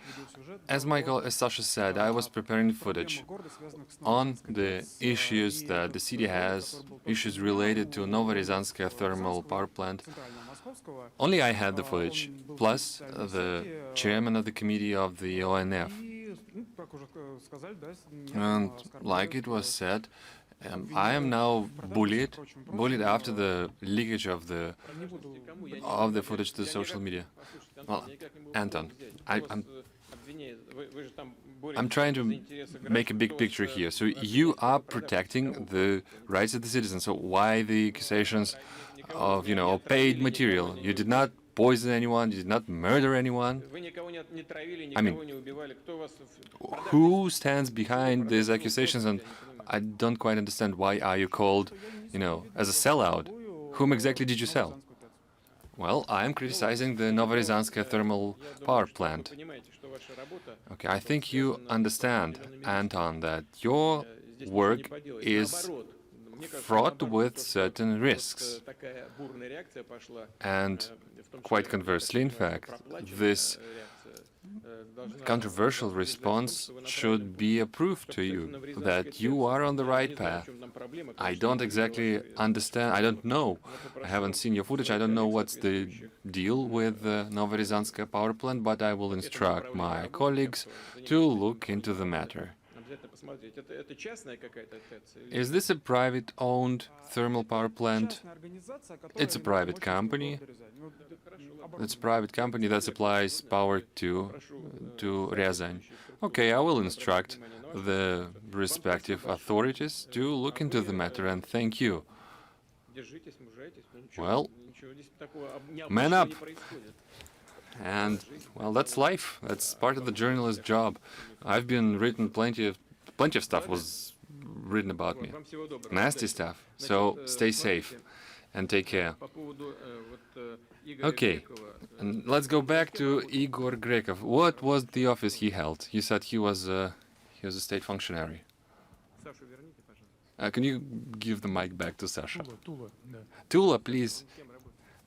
Sasha, so who was Igor Grekov? He was the governor. Well, great guy. Okay, so I have another paper on my desk. It comes from the Leningrad County, from Volosovo. It is from Anatoly Terikov.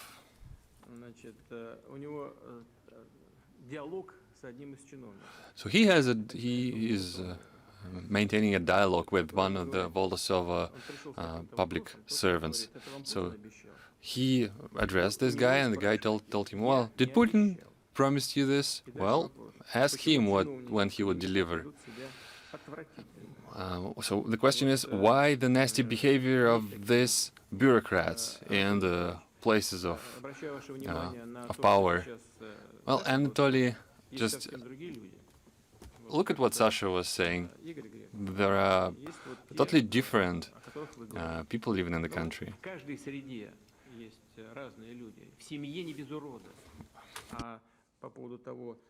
There is always a black sheep in any flock. So we'll look into the matter of this rude behavior. I will ask the governor to get in touch with you and put things in order. Санкт-Петербург. Cut the guy to the size. Не были еще в Санкт-Петербурге. Okay, let's move to St. Petersburg now. Mr. President, a warm welcome from St. Petersburg. We have the journalists from all over northwestern regions. Well, please pay attention. We have very understated signage on the signs that the journalists are holding. After all, we're a cultural capital. Okay, so please pass the mic to the colleague. Oh, what was the question? Mr. President, Kirill Smirnov, the St. Petersburg Diary newspaper. The question is about the borders. When the borders are due to open up?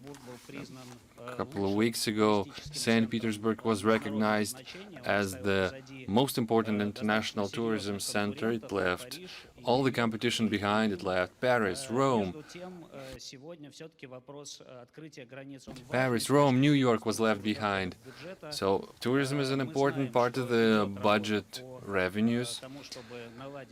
And we know that there are efforts to put back the air transportation online. So these are conditions that are quite unique for our times. And there is a certain shortage of revenues that were bound to come from tourism, from air communications. And it is true that pandemic is a huge factor, but the question is there a chance that the borders will be open anytime soon? Kirill, both you and I love St. Petersburg, and I think that overwhelming majority of Russian citizens hold St. Petersburg in great esteem. If you haven't been to St. Petersburg, please do. It's one of the best world capitals at all, and it's truly a tourism magnet. We are doing everything possible to help St. Petersburg. We try to facilitate the visa issues.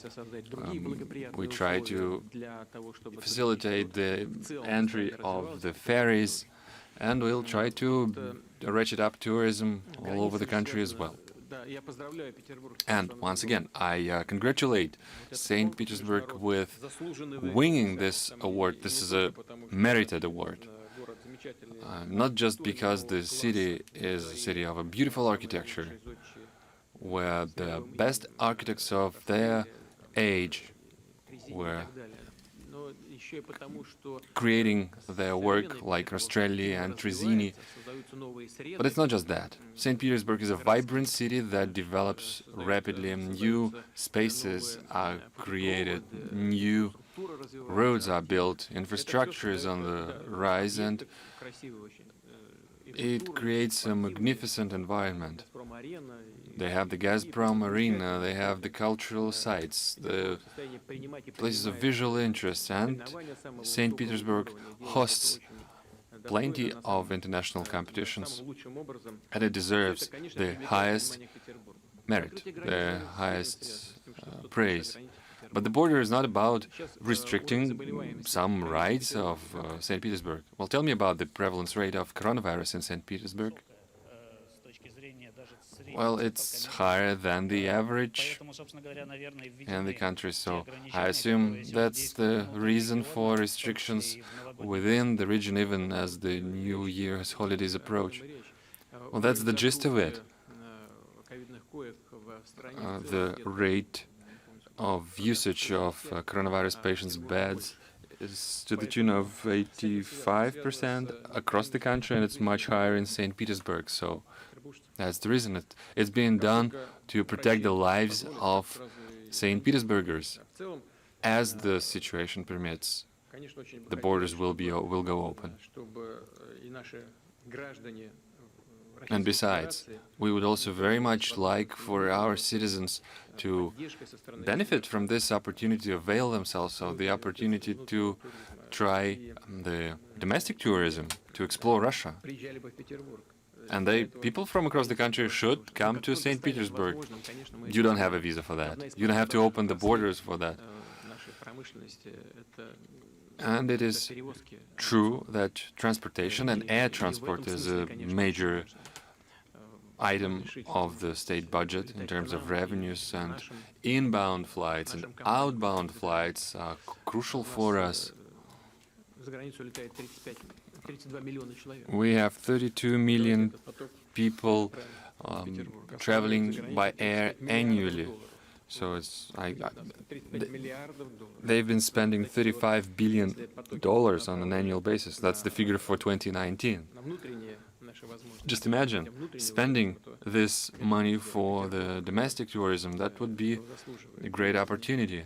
St. Petersburg deserves it all. And it should be done on the highest possible level. As soon as the situation permits, it's going to be done. Can you please show the journalists who are in Novo-Ogaryovo, right in front of the president? Okay, so the first channel, channel 1, please.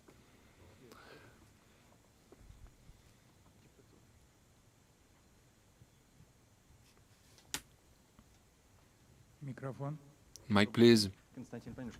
Konstantin Panyushkin, Channel 1. I want to go back the memory lane.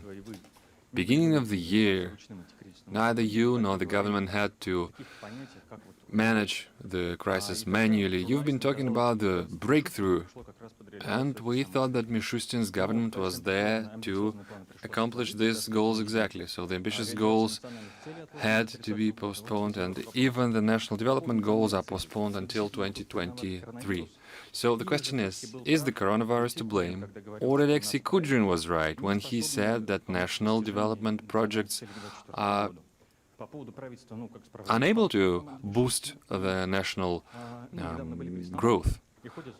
Well, there are rumors abound that more reshuffling in the cabinet of ministers is to come. Is it true? And what about the strategic goals? Well, strategic goals are here. They are not postponed. It's true that coronavirus has made us introduce certain readjustments. We mentioned the primary stage of healthcare development. We had to move the deadlines to a later date because we had to address the imminent threat at hand. We had to support the citizens. We had to support the affected industries. Look at it this way. We spent 838 million rubles for direct support of our citizens. It's a huge amount of money. And we had to take it from elsewhere. We had to focus this effort on helping the affected industries. That being said, the strategic goals are here to stay. The government is efficient. Well, we've just recalled the prices issue, and I know that your TV channel was one of the channels that aired our discussions with the members of government. Well, I think they've certain members of the government have been caught unawares and did not respond timely. But in general, I think the government was working hard and working efficiently. They did a good job, and I think they merit a heartfelt thank you for this.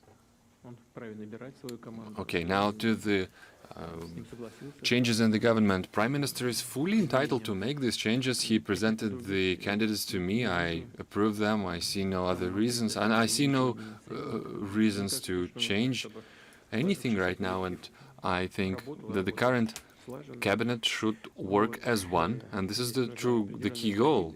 So it requires a certain degree of stability. So this is the response to a part of your question. As far as I know, no changes in the government are planned. As for the strategic goals, yes, government was formed to accomplish those, and I believe that they are fit for purpose. I'll stress this. The goals have been formulated. We've heard the critique with regard to these NDGs, whether they are feasible with the tools that we have at hand, whether it's possible at all. The answer is yes, it is feasible. We can achieve those. There are bottlenecks, and we are looking into them together with the regions. Despite the coronavirus pandemic, the country will develop as planned. 500 billion plus 50 billion more in a year from now. The plan is here, and the money will be allocated. Dmitry, I'm sorry, I promised to give this lady the floor. Thank you. Selly Rihanova, Russia's newspaper. The change of constitution, this year, right now, why? Well, you know, there is appropriate time and place for everything. The fight against the price growth should have been put in place in due time, and many other things should have been put in place in due time.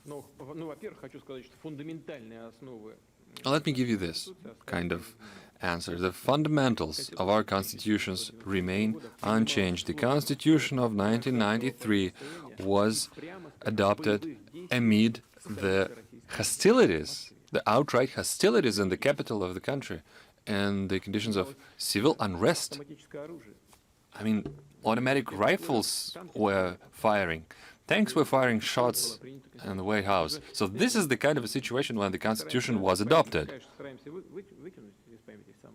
Well, we try to forget the worst moments of our life, but they happened.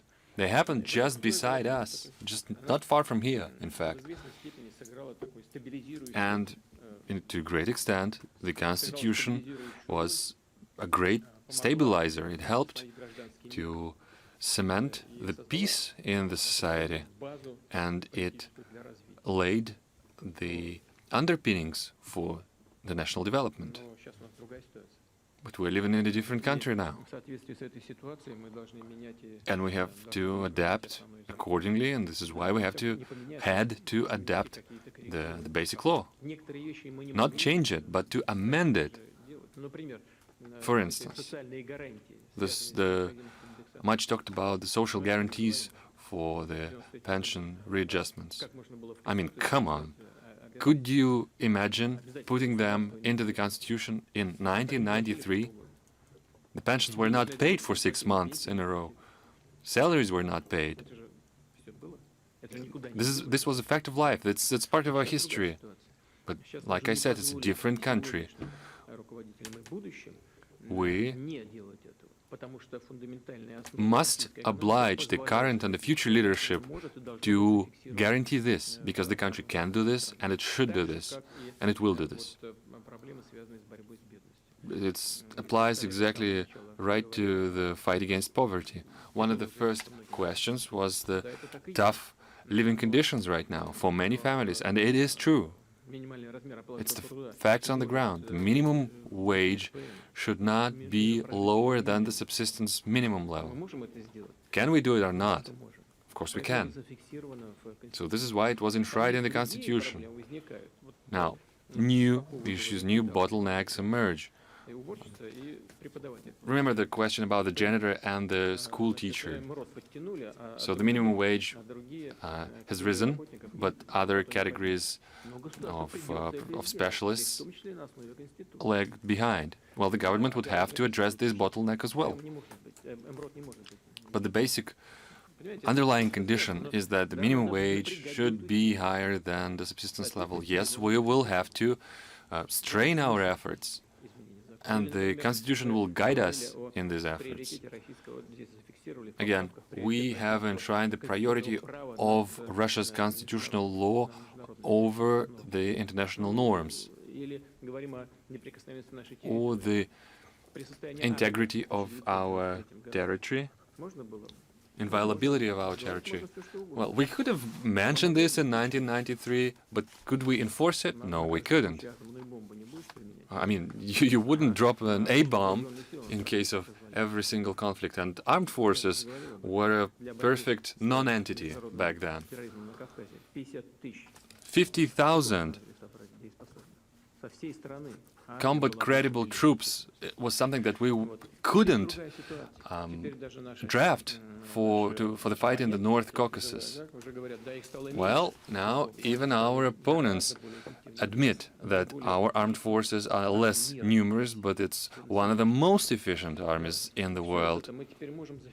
So now we can enshrine this in the basic law. The situation has ripened. We have done this in due time.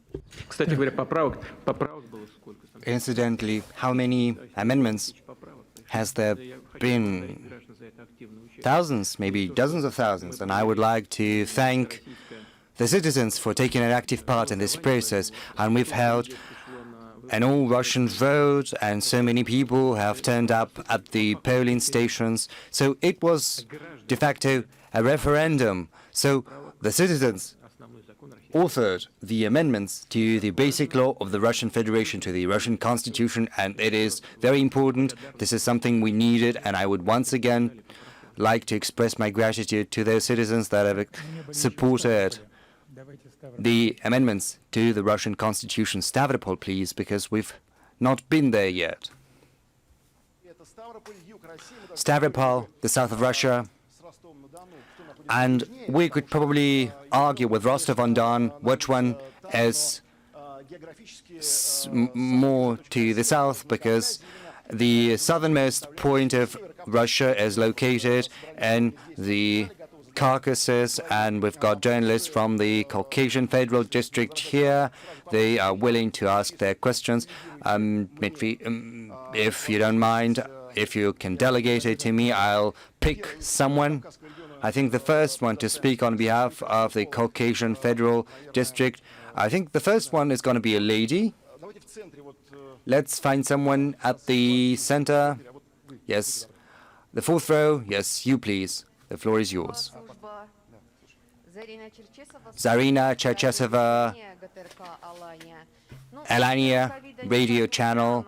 We simply cannot escape the issue of COVID-19 because it's on everyone's mind. The pandemic has dealt a heavy blow to all aspects of our lives, but of course, primarily to the healthcare, because even before the pandemic, we saw low wages, we saw a destructive optimization process in the healthcare system. At the same time, the regions have started to revisit their priorities. Right now, among their key issues are the development of internal tourism, which is of huge interest to North Ossetia. So, Mr. President, I would like to ask you, what plans do you have to further support this sector of our economy, which in many countries across the world contributes a lot to the budget? Let's take the example of Turkey.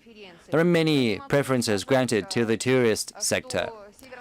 And I cannot help but say that North Ossetia has already been reputed for its mineral sources and its healthcare and tourism industry, and we've got everything ready, the ski tourism, the balneological tourism, and others.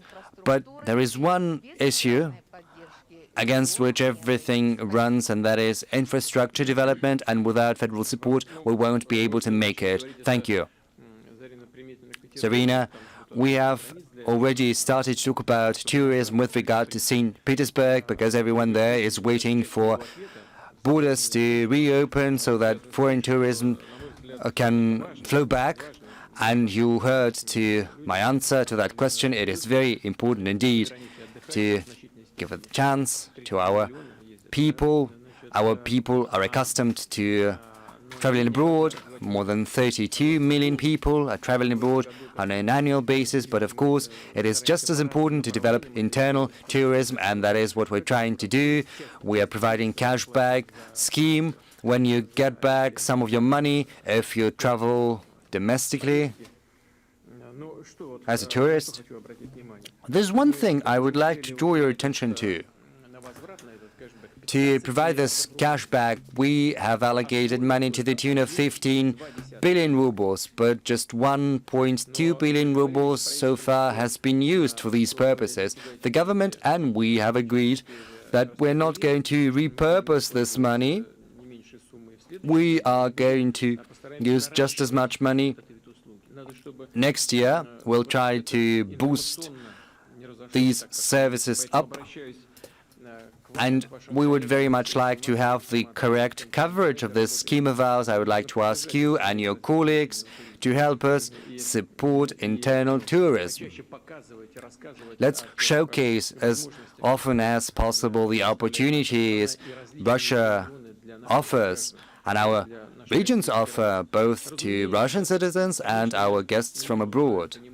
Yes, I know, I do understand that people say it's very beautiful, but there are no loos, and there is nowhere to wash your hands, and there is no catering, you cannot get there because there are no roads. Yes, I get that. It takes time, and it takes a whole pile of money to do that, but we think that the business entities that work in this sphere are going to invest money. Of course, the government is there to provide its support, in particular as far as infrastructure development is concerned, and we're going to allocate money, and we're going to support businesses and regional businesses too, on the whole. And there is an entity, an institution that is going to be responsible for internal tourism. Just a day ago, I talked to Dmitry Chernyshenko, who is in charge of this part of our industry, of our economy. He is a keen proponent of the same views, and he supports you. We understand full well how important it is, tourism, I mean, to the country, to our country. You have mentioned Turkey, that has managed to foster a whole system for tourism. The government has been massively supporting this industry for many years. But Turkey is no exception. I think I cited some other examples. Let's take shipbuilding. South Korea in the past managed to create a whole public system support for this industry at the taxation level. Then they withdrew that benefit once the system was up and running, and they are creating very big ships. And other countries are following the example, providing government support. Now, as for the 15 billion that I've mentioned, we're going to keep that money and use it next year for the same purposes. We've been at it for more than 2 hours, and you should not forget to change the masks. If you don't have masks, please ask our specialists and our officers. They will help you, give you another mask. Yes, Mr. Peskov, just a moment. There was a question about the internet and the opportunity for online. And I've got many questions of my own to that, because it's all about the quality of connection. It's very important to those who study remotely. As I said, in 2021, we are going to provide high-speed internet to all schools. And of course, it's important to look at the cities, the towns and settlements. Until the end of 2021, we've got to set up a universal access system, telephone connection and internet connection. Until the end of 2021 for all schools, for all settlements. There are many issues in that regard. 250. Because there were questions about you having to climb a tree to get a connection. I get that.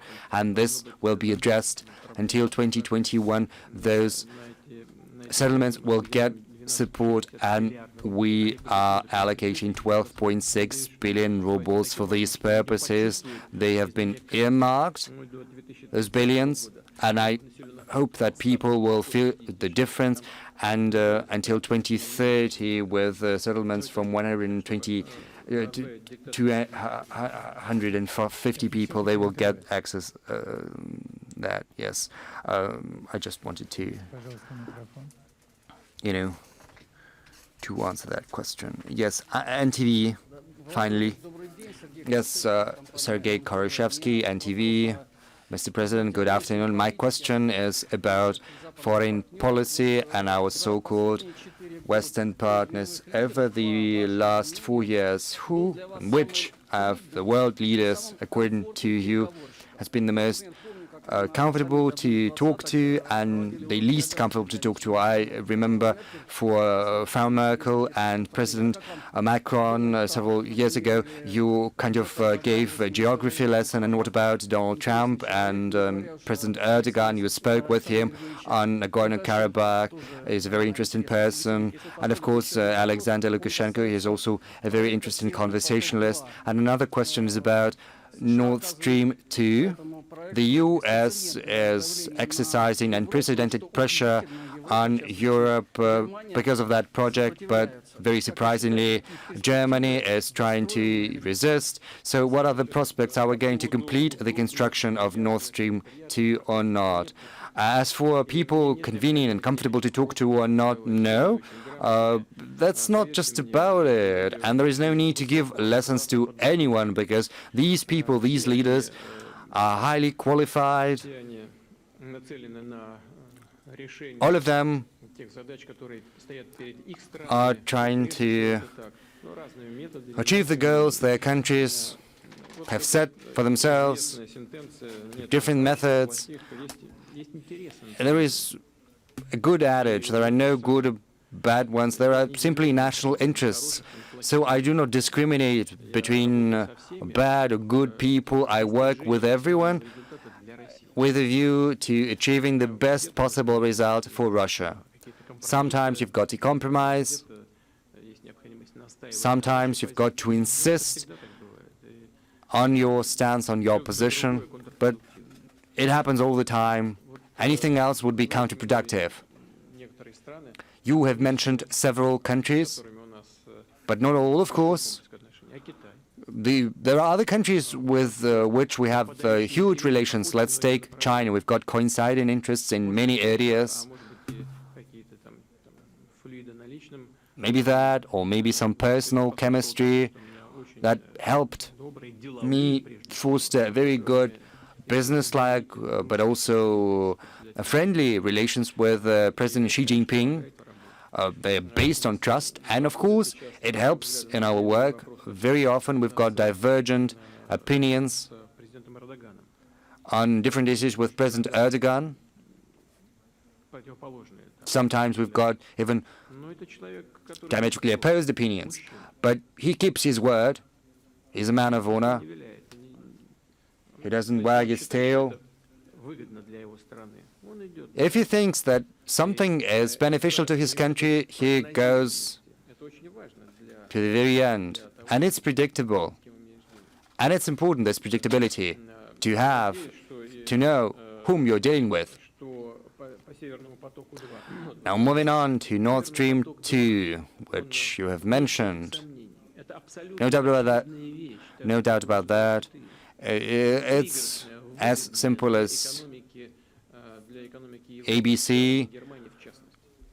This project is beneficial to Europe as a whole and to Germany in particular, because buying American LNG at a bigger price, it's bigger 20% than our pipeline gas. That would mean lower competitiveness for the German economy, and also the German households would be worse for that. So this project aligns with the German national interests, and up until now, representatives of the German economy, and I've got many friends among them, without any exaggeration, and also the political leadership of Germany that is trying not to interfere within these matters, because this is a purely economic project. But still, they're very open and they support that. Just 160 kilometers is left. As far as the string construction is concerned, I think it's 165 or so, and once that's done, the project is going to be complete, and I think we will be able to finish it, and I'm hopeful that the new American administration is going to treat their allies, their partners, with respect, and that it's not going to insist that they should neglect their national interests. And I hope that it's going to switch back into the fair competition mode across the world markets, and this project is going to be completed. For quite some time, we've been ignoring the call center. Let's get back to it. And we thought you had forgotten about us. We've got many questions, and the number is piling up. You can ask your question either through the website or through the website or through the application. You can either record a video or send a text. Next to me is Sasha Pechenyagin. Together with his colleagues, he has processed more than 19,000 applications from the citizens. Sasha, can you tell us about what the citizens are asking? Yes, there are many questions about the benefits and the payment and social benefits, especially from mothers. Citizens are concerned about whether there are going to be any new benefits, any new payments, because in many regions, in Arkhangelsk, Tambov, Ulyanovsk, and in many other Russian regions, people simply do not know what they're entitled to and how to apply.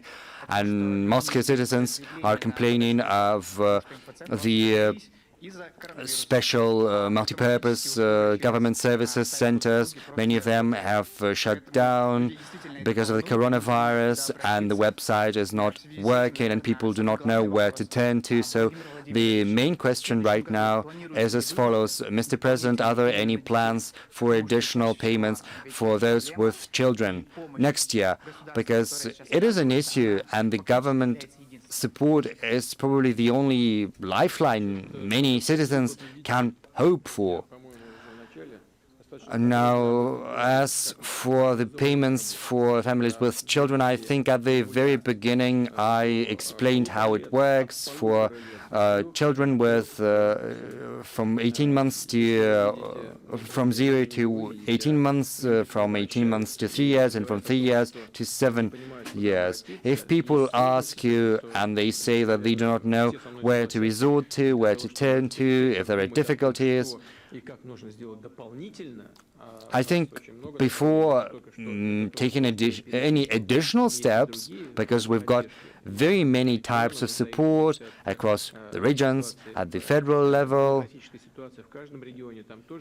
at the region-specific level, before we take any additional steps, we have to make sure that the current support system is working efficiently.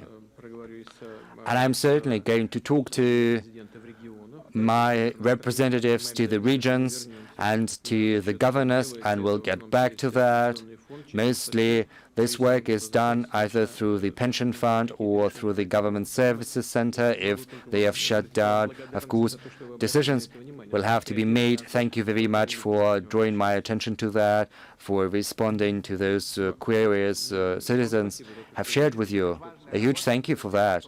This is a very important job we volunteers are doing. We've managed to talk personally to the applicants. Sometimes we did manage to do that, sometimes not. We clarified the petitions, applications. Yes, that is very surprising and also very alarming, very concerning, that people cannot get what they're entitled to. And I would like to assure you, but not just you, but first and foremost those who turn to you for support, that we will look into that and will address those issues. And in that regard, there are very many issues on healthcare. Well, to cite an example, let's take Altai Krai, the shutdown of the central hospital, Natalia Dubovikova, I hope I pronounced it correctly, is saying that people are panicking because of the shutdown of the hospital. Natalia, I'm going to look into that for sure. And I would like to draw the attention of the governor to that, as well as of the representative of the president. It happens, and unfortunately, very often, especially if there is a school or a hospital that shuts down if it's located in a small settlement because they're not profitable and people have nowhere to turn to. But we've got a vast territory and we'll try to look into that and to regulate that. Now the floor to Andrei Kolesnikov in here at the World Trade Center. Good afternoon, Kommersant newspaper. Mr. President, starting with the inspiration from Valentina Tereshkova, the Constitution now has an article that leads to the annulment of your presidential terms. So in 2024, you can start all over again. What does it mean? Are you truly prepared to do that, or you wouldn't want to become a lame duck, at least before your time? What were you thinking when you were so actively following that idea? In the eyes of many people, and in my eyes also, that was quite cruel to the Constitution. Mr. President, was it worth it? What I wanted to ask. And if I may, the second question.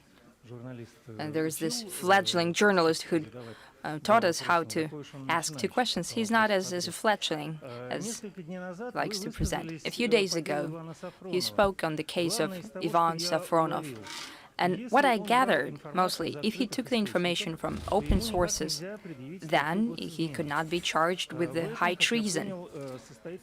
And that is your conviction, as far as I understood. Did you manage in these few days to learn of the details of this case as you intended to?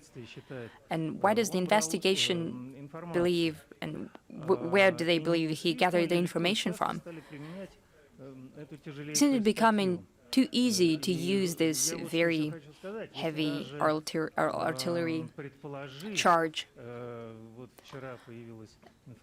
And yesterday we learned the information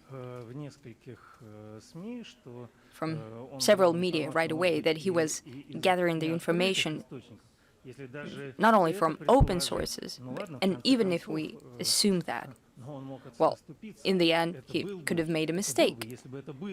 And if that did happen, that would be a perfect case when it was an honest mistake. And I think in that case, he could have been forgiven, pardoned. I know Ivan,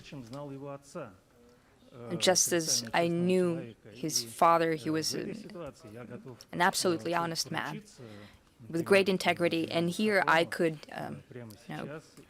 speak for Ivan Safronov, for his integrity, and it would not repeat if something did happen. And if it would happen again, we'll go together with him, not with you, but with him. Now, was it worth it or not? Regarding the amendments to the Constitution, you know, I have a universal rule of the thumb. Responding to that question, you have to understand that would what we're doing benefit the country? If the answer is yes, then it should be done. If not, then it shouldn't have been done. I haven't yet made a decision whether I would run for the election in 2024, but as for the stable development of the country, I think it's worth a lot. However, formally, there is a mandate from the nation. Whether to do that or not, I'll see. Now, that was the first question. Moving on to the second question. Open source information or not, the investigation should investigate that. He's not being charged about his journalist activity. That's the crux of the matter. What's happening?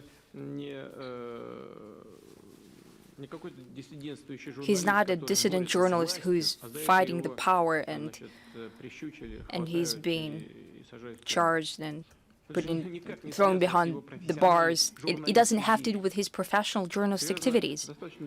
It has to do with quite a lengthy time of his work as an aide or a consultant to the Rogozin when he was working at the government and at Roscosmos. It doesn't have to do with his journalist activity at all. You said that it could have been an honest mistake. Yes, it could happen. It could have been forgiven. It could be forgiven, but it could happen. But we need to look at how dangerous to the society it was. What harm was done? He's being charged with espionage and high treason, but the greatest sin that we have is betrayal. Betraying the information, the confidential information to the foreign service, that is a betrayal. Maybe it doesn't sound so well to the people who trusted him and who think that he's a good person, and I feel for you, and I could even feel for him if he did indeed misstepped and was an honest mistake. But if he was intentionally gathering information and giving that to foreign services for remuneration, that speaks of his internal state. But in the end, the court will decide how dangerous it was for the society. Could he be forgiven and pardoned? That's the question for the next step. As of now, it's too early to speak of that.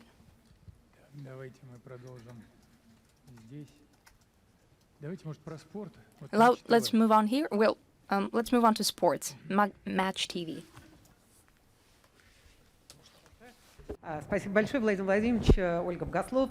Thank you very much. Mr. Putin, Olga Bogoslovskaya, Match TV channel.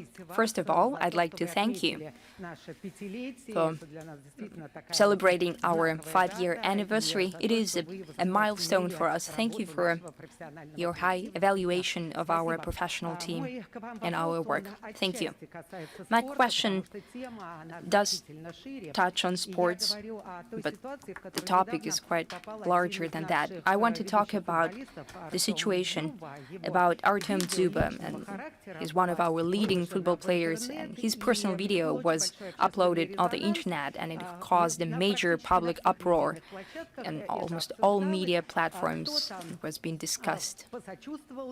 And some felt sorry for him, some didn't, but they keep forgetting that he did not upload the video himself, and they say that hackers, so to speak, helped do that. And as a matter of fact, dishonest people did that. What did I say that it's just a partially sports issue? Now it was an athlete that happened to be in such situation, and then it could be just any person. My question is, should such a situation impact the professional activity, not only of an athlete, but of any person? Thank you. Well, I think the answer is quite apparent. Of course, it shouldn't impact his life.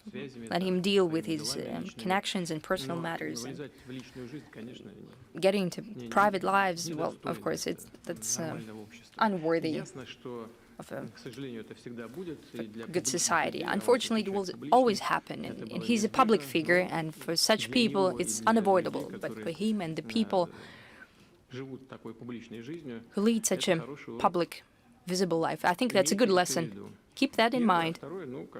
No, that's the first thing. The second thing, keep in mind that there are also certain common rules for everyone, and you better stick to them. Should that reflect on the professional life? Of course not. In this regard, well, not in this regard, but rather, did you watch that video? You know, I think to a certain extent the whole country watched that. I didn't watch it to the end. Yeah, you know, but with the first scenes I didn't watch it, so I didn't watch that, so. But you probably know. I haven't watched it. But I read different letters that come to me also through the call center, as I have said. For example, Yuri Krasnyansky from the Murmansk region. And he's writing about the ambulance service. This is Alakurti village. And he's saying that there is one ambulance vehicle with one field medic. You can, and he's writing that you can get to the clinic on your own if you manage to do that. And later he writes, the clinic, the inpatient care, has one general practitioner. A woman, an older woman of 86 years, who can hardly distinguish hemorrhoids from a strep throat. Yeah, so there is an issue with transportation and healthcare. And with that regard, what I want to say, indeed, if you have an older woman of 86-year-old working as a field medic, for sure she's a veteran of labor, and that means that you have to treat her with special respect. And I have to highlight that it has to be so. It means that she's still on duty. And considering how fundamental the education, medical education was back in the Soviet times and even during the Empire times, so do help her if she cannot distinguish between hemorrhoids and strep throat, then you should help her without, so she shouldn't have to keep looking for what's wrong and support her somehow. And we'll try to support you. As I said, we started buying vehicles for transportation, including for field medical facilities, and I'll try to ask the government and the governors and the governor of the Murmansk region to pay attention to that, to look at your village and at this field medic office, the ambulance, the emergency services, and of course we'll help with the transportation. Vladivostok is moving on into late evening hours, so let's go there. The Far Eastern Federal District is soon to look at 12 a.m. time, and indeed we have great professionals here. It's very hard to choose, so Mr. Peskov, if you allow, I would choose. Please, sorry, you're all doing so very great, but I'd like to ask a girl in a bright lemon jacket with a banner, politics and people. I think that is the defining adage for our today's work. Thank you so much. Professionally, I want to grab the microphone. Prima Media, Oksana Kiselova. I think that 2020 in the Far East will be remembered not only with a pandemic that was typical for all regions, but also the change of governors of several regions, Jewish Autonomic Region, Kamchatka and Khabarovsk region. What was happening in Khabarovsk region was very memorable, not only to the citizens of Khabarovsk, who spoke in support of the former governor, Sergei Furgal. There were also different movements in Primoria, Sakhalin, and Kamchatka regions. Recently, Mr. President Yuri Trutnev, your representative in Far Eastern regions, told in the interview to the Prima Media, despite the sympathies of many people to Sergei Furgal, many construction sites were failed, and sometimes it was hard to work with Furgal. But right now I have a question for you.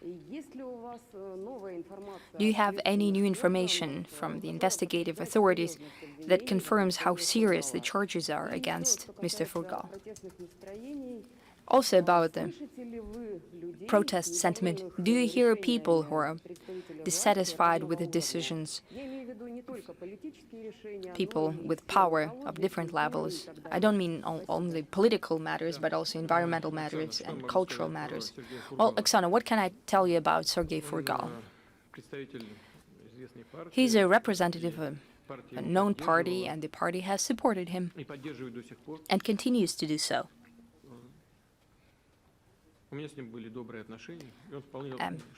We had good relations with him, and generally he was loyal to the federal authorities, and I never had any issues with him. As far as I don't know the evaluations by Mr. Trutnev, but I think generally he was working quite successfully.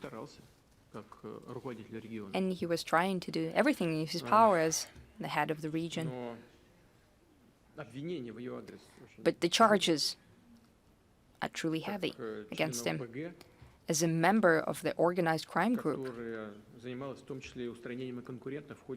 who were also eliminating their competitors in the commercial activities. They're talking about the murders of people. Not just, stealing, not about abusing of power or just white-collar crime. We're talking about murders, so these are serious charges.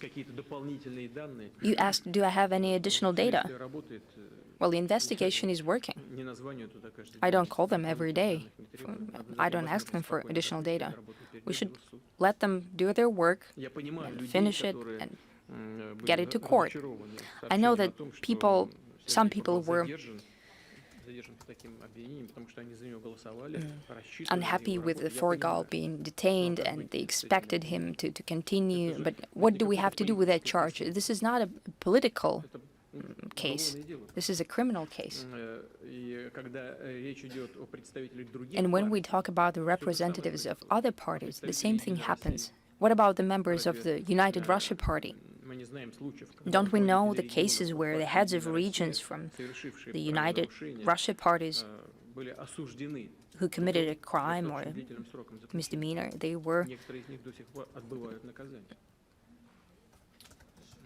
they serve in time, they were convicted by the court, and should we make certain exceptions for certain parties?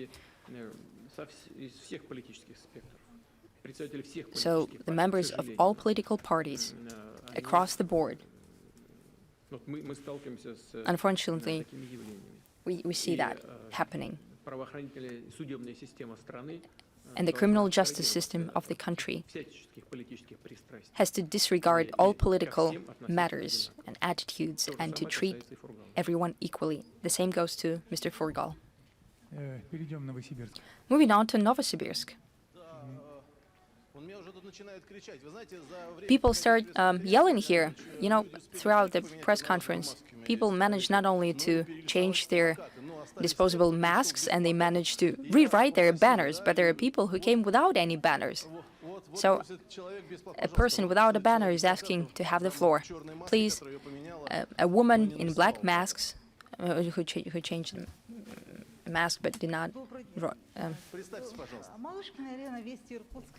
Irina Malishkina from Irkutsk, so this is Irkutsk, Baikal, and that means that is environmental matters. Mr. President, good afternoon, and I wanted to ask you the question. Over the past year, several major environmental catastrophes happened, and you had to personally take measures to manage the situations that happened in Norilsk and in Ussolye.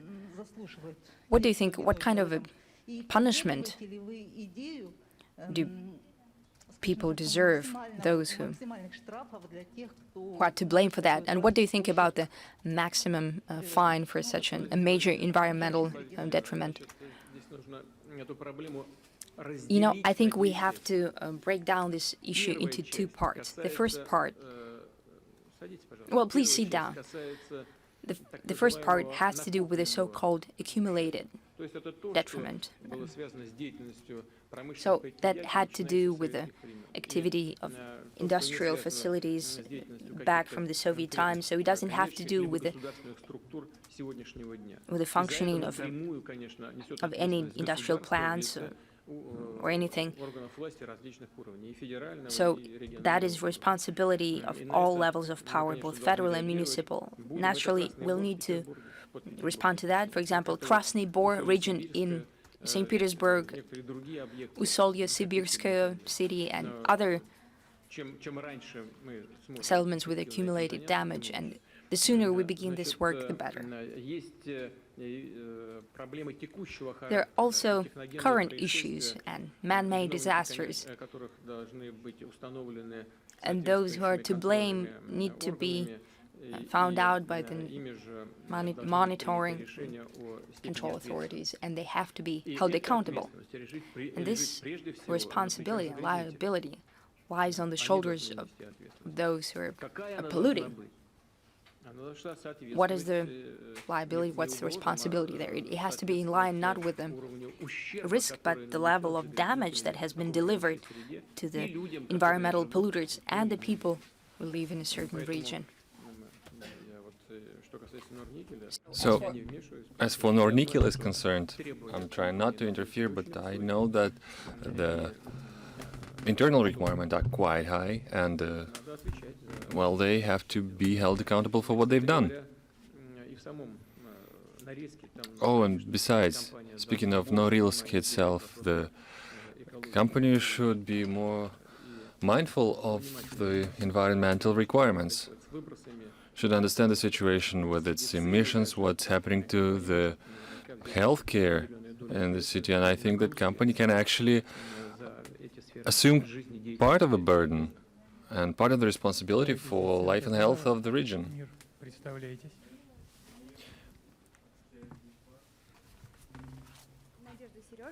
Nadezhda Serezhkina, anti-governmental Mir television company. Mr. President, in 2021, the Commonwealth of Independent States hits 30 years. Well, we are under an impression that it's going into a midlife crisis. Well, it's the government. The government went out of office in Kyrgyzstan. President Sandu from Moldova. I mean, the resignation of Kyrgyzstan, the statements about the need to withdraw troops, Russian troops from Moldavia. On this background, don't you think that Russia might lose some of its allies from the CIS? Well, Nadia, you said that this is a midlife crisis and brought some cases to illustrate this. Well, Kyrgyzstan is the first time? It's not. It's an ongoing development there. I think they're trying to get ahead of themselves, trying to rearrange the internal political life using the West as an example, but the institutions are not that mature yet. Well, the Kyrgyzstan political system is not as mature as the French one. I mean, look at France. It's been crystallizing for years, if not for centuries. Political parties with its solid political platform, with their own kind of voters that root for them. It's been there for decades. Now let's turn to the CIS space. Well, none of these things exist there. So it's not just today's development. We should treat all our partners respectfully. They're searching for their own path. So it's not like a kind of a frontier or a milestone event. Then the President Sandy then is a legitimate president. She was duly elected, and she represents a certain faction of political establishment. She said nothing new, given her political background. That's the kind of statements that many Western counterparts say this. Well, Madam Sandu is a citizen of Romania, although she's a president of Moldavia. And she, like many Western counterparts, state that we need to withdraw our peacemakers from Moldavia. Well, once there is a normal dialogue in place between Transnistria and the rest of the country, it will be done. Once the peace and reconciliation efforts are underway, I think that it could be done. I think we were close to setting on this path with President Voronin, but pressure was exerted upon him. He reneged on his commitments, and the Transnistrian settlement was again postponed indefinitely. Why? Well, he then asked, and I asked the colleagues from the European Union why this was done. They gave no clear-cut response. I'll spare you the details. I've responded and commented on that time and again. I think that the Belarusian nation should be given enough time to deal with their own internal issues, and President Lukashenko has stated his opinion repeatedly. I agree with him that there should be enough time for a sustained effort. He initiated the constitutional changes. Let's have a look at how this will happen, how this will play out. It's the only one thing that we want to accomplish. We want to ensure that this process happens without foreign interference. Regrettably, right now, it's not so. Opposition has political, financial, media support from abroad. It's never done no good. I see that you're smiling through the mask. But this is a crucial thing, you know? And why is this crucial? I'll explain right now. It can be difficult, a painfully long moment, but the society itself has to mature. Everything that is imposed from without will never bring calm to the situation. It will act as a hand grenade. It will make the situation burst. We have to exercise patience. We have to try to nudge all the political forces to work with one another instead of waging a full-on conflict and fight for the rights and interests of their citizens. We are soon to have a CIS-wide event. I think it would be a timely development. We'll discuss with our colleagues what are the immediate priorities. Let's turn to Yekaterinburg now. What's going on there? No shouts from the places. Everything is orderly. After all, it's a tough Ural city. Okay, so let's have a look and let's give the floor to a lady in the second row.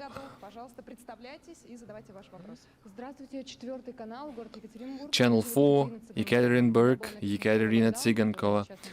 I've written the word lockdown on my banner. It's part of our lingo right now.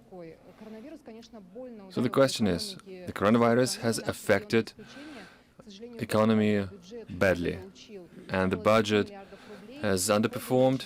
It lacked, I guess, 10 billion rubles. The revenues dropped by 10%. Both big business and the industry is reeling from it. Many companies lay off their staff. Some do the furlough, some downsize the staff. Federal and regional budget has allocated plenty of funds to support the unemployed and families with children. Some support was rendered to entrepreneurs, but the situation is still difficult. What are the prospects of overcoming the corona crisis? The second question is, when we go back to the pre-coronavirus normal, and after all, there was no second lockdown in October and November, so maybe the situation is better. Well, that's a logical question.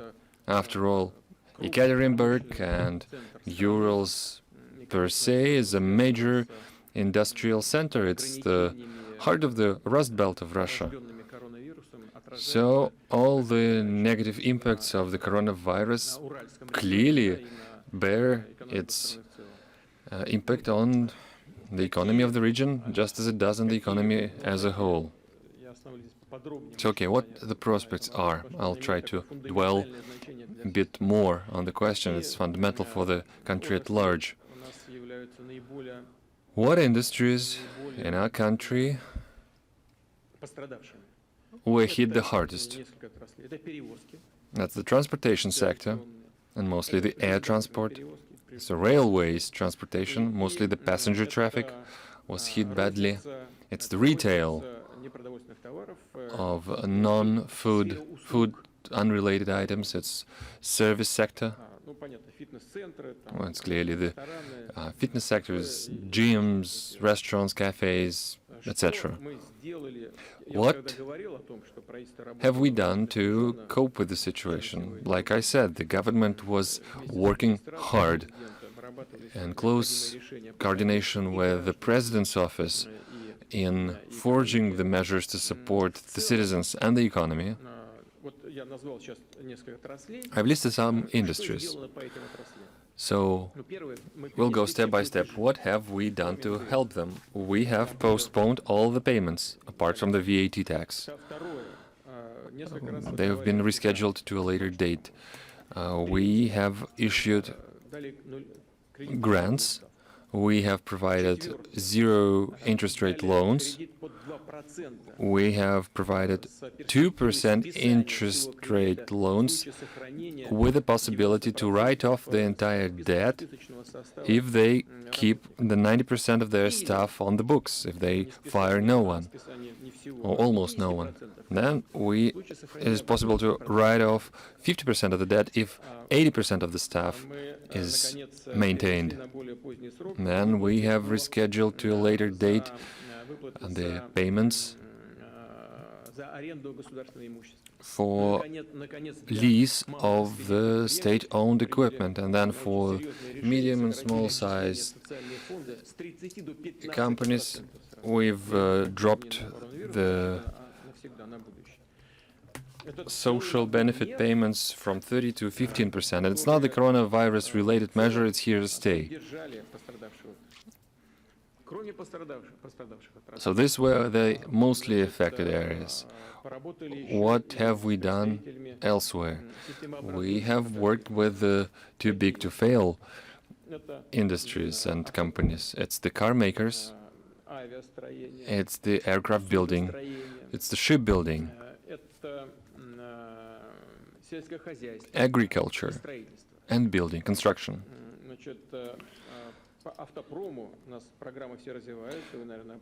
Car making support programs are operating in full swing. And the same goes for aircraft building. I mean, the MS-21 aircraft had liftoff yesterday. It's almost a production prototype. It's almost put into serial production. And I sincerely congratulate our aircraft makers with this. Besides, Il-114 was also tested in the air yesterday. It's a completely new aircraft. So the civil aircraft building has seen a 30% increase of output despite all the crises. Okay, construction was hit. We will build less this year, but we have supported both the citizens and the industry. How this was done? For instance, through a discounted rate mortgage at 6.2%. It's a major buttress effect for the economy in general. Now, talking at a bigger picture, we've spent 4.6 trillion rubles for an overall support. This is an unprecedented amount paid to support the population. It's 4.5% of the GDP. Over 1 billion was allocated to support the affected industries, and 83 billion were earmarked for citizens, for direct citizen support. So this is a huge package of measures that was designed, formalized, and implemented. And I think it was implemented efficiently. So now we are looking what comes next. As we overcome the corona crisis, this will be dependent on the end of the pandemic itself. How soon we would be able to move on to the nationwide vaccination, and whether we will be able to remove all the bottlenecks that are still there. I hope that in the next 6 months the situation will turn to the better. Now, turning to the economy, I think that by the end of 2021 or the Q2 of 2022 will be all the problems will be over, and we will see at once the GDP growth once again. But we'll have, each and every one of us will have to make an effort. We'll have to work hard, and hopefully we will be able to do this. Let's take a glimpse into the call center again. We don't have the sound. Unfortunately, Nailya, we can't hear you. In December, Nailya, can you please repeat the question? We didn't have the sound. In this difficult situation, this money was the lifeline for families with children, so the parents are asking, are more payments in the pipeline? We have got one more petition from Agiza Tuktarova from Bashkortostan. In November and December, she did not receive payments for her 9-month-old, and she doesn't know whom to ask for support. In the context of the pandemic, it's the lifeline for her, so the parents are asking, are more payments in the pipeline? I think I've answered this question before. I've answered the question about the new payments. We are constantly looking into the situation. We are analyzing whether it's feasible to make the new payments, and I will mention this in a while. Well, if this woman in question did not receive in November and the payments in November and December, it means that there was a failure in the payment procedure. So she was basically asking about the payments that have already been allocated. We need to streamline the current efforts. Can you please pass on the info on the petitioner in question? Where is she from? Bashkortostan. Okay, we will have to work with the pension fund and the one-stop shop service. We will look into this and she will get her money. Once again, what was the region? Bashkortostan. Well, I think the governor of Bashkortostan is listening to us, and we're specifically in Bashkortostan. Well, we can find it in the pile of petitions. Yeah, please do. We need to find out where did it happen. Well, there can be hiccups in the work of every governor. There is a young and energetic governor there. I think he'll figure out how to fix the situation. We'll go back to you. Thank you. Okay, let's switch to Novo-Ogaryovo. The Kremlin poll of journalists, please. I think Russia Today in the back bench, the back row.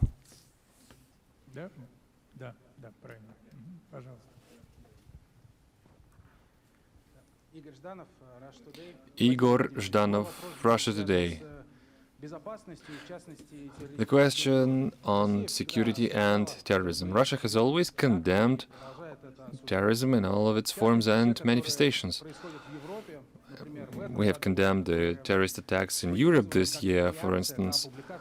They were caused by another publication of caricatures on Prophet Muhammad. At the same time, Russia does not support this publication. So where do we draw the line between the freedom of speech, which is an inalienable right of any person, and the insult on believers' feelings? Where is this line? And what do we do to avoid this European scenario? Where does this border go? I'm not going to tell you anything new. There's a good response. Your freedom ends where begins the freedom of another person. This is a universal principle. And those who act recklessly, offending the sentiments and the feelings of believers, should always remember that this will have consequences, kind of a backlash. But of course, this backlash does not have to be aggressive. And all world religions, including Islam and Christianity, just recently I cited the Holy Scriptures, the Quran, the Torah, and the Holy Scriptures of the Buddhists and the Bible, all world religions are not calling for aggression. And if your rights are trampled upon, if the rights of believers are trampled upon, of course, your reaction should not be trying to take the life of another person, because such a deed would go against the very grain of each and every world religion, because it's the Lord, our God, that has given your life to you, and you are not entitled to take it away. Now, as for Russia, you asked what we are doing to prevent anything like this from happening in our country. You see, from its very origins, Russia was born as a country of many religions, and we managed to foster a certain culture of interreligious relations. And this is a significant legacy that was bequeathed to us by our forefathers, by the previous generations. And throughout its history, our country underwent through terrible, tragic pages. at stake the deportation of certain peoples, certain nations after the Great Patriotic War. It is a very topical, thorny issue. We try not to talk about it too much, but it is our history. I'm not going to give any assessment right now to what transpired, but the representatives of nations that were deported, that were the subject of repression, well, they welcomed with bread and sword the occupants, the occupying forces of those who fought against the Soviet Union. But there were traitors everywhere. But again, not just traitors were there. There were people who were willing to lay their lives for the sake of their fatherland. So each and every nation had different people. But what I'm saying is that there were no repressions based on religious grounds. Yes, there were repressions against priests from the Soviet authorities, but they were against all priests. There were no repressions against one particular region. This is something that Russia has never seen, and this is very important. The thing is, the culture of relations between different religions, and not just religious people, but also atheists, is the culture that we have been fostering for centuries. And thank God no one makes some offensive jabs against representatives of other religions. And I'm hopeful, and I would very much like to ask you to make sure that nothing like this ever happens, because otherwise it is going to destroy our country from the inside, and this is something we cannot afford to do. And regarding what's happening in some European countries, I would like to say the following. You see, some European countries see the share of Muslims like 10% or so of local population, but mostly those Muslims are immigrants or second or third generation Muslims, whereas in Russia, our different religious groups live in their own country. They've got no other homeland. And this is a specific feature that characterizes the relations between different religions in our country, and that is what makes us different from many other countries. Yes, they've got this project of multiculturalism, but it has been routed, it collapsed.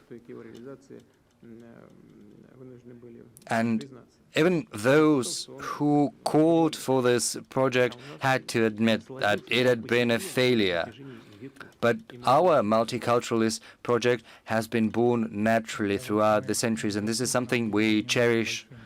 Unfortunately, we are not paying enough attention to big information agencies. Let's begin with STARS.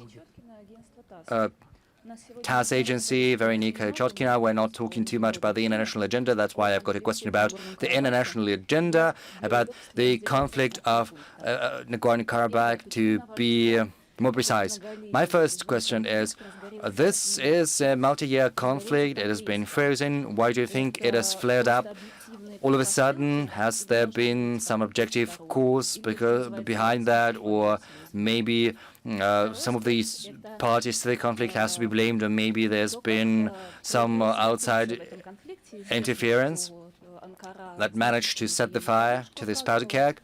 The second part of the question is about Turkey's role. We know that Turkey provided its support during the acute phase of the conflict, and afterwards, after the ceasefire, a decision was made to set up a monitoring center. So Ankara is demonstrating that it has interests in this region. And what are Russia's interests in this region? And in what way do they coincide, maybe clash directly with the interests of Turkey? And the last aspect of my question concerns the situation around Gadrut. How big do you think the risk is that ceasefire violations are going to continue? And what is Russia going to do should such ceasefire breaches continue? Do you envisage raising the number of Russian troops? And another question about Gadrut. Judging by the discussions and the statements from these countries, the tension is partly due to the fact that the two parties have different interpretations of Article 4 of the peace agreement, according to which the Russian peacekeepers are to be deployed parallel to the withdrawal of Armenian troops.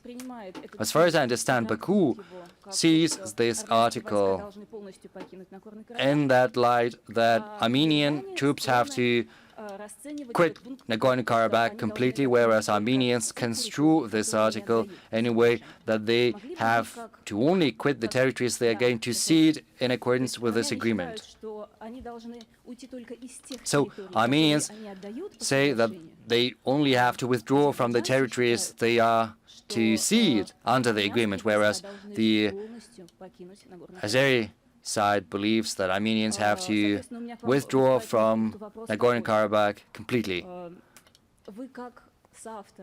As the co-author of this trilateral document, can you dwell on it? Can you clarify what you, Aliyev and Pashinyan, meant when you came up with this article? Yes, you've said a lot, and we can continue the discussion until the morning.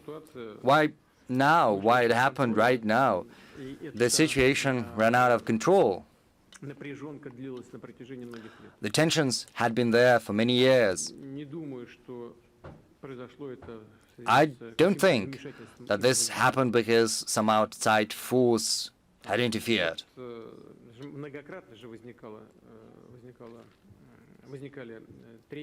There were frictions, there were clashes, some local conflicts.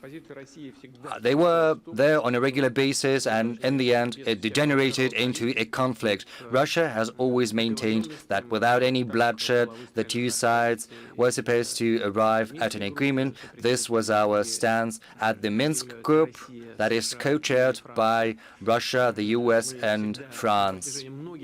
Throughout many years, I'm simply reiterating our position. We have assumed that 7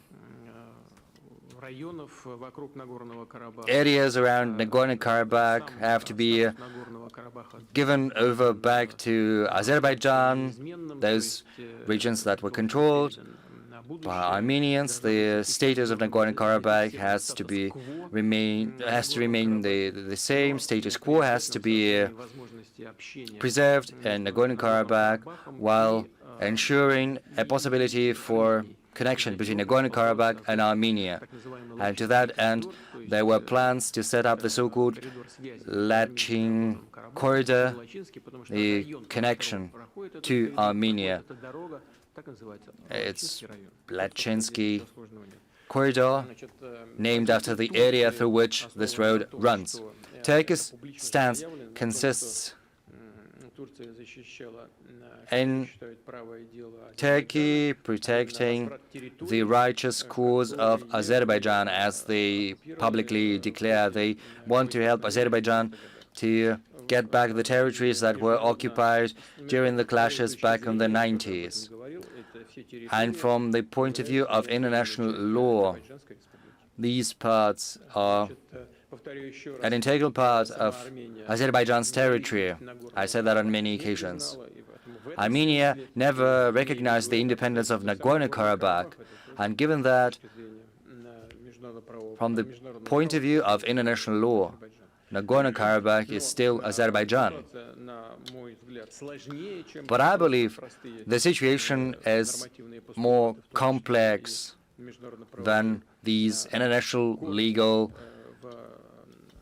principles and questions might lead us to believe, because the roots go back to some territories. They spilled over to Nagorno-Karabakh, and Armenians of Nagorno-Karabakh took up arms to protect their lives and their dignity.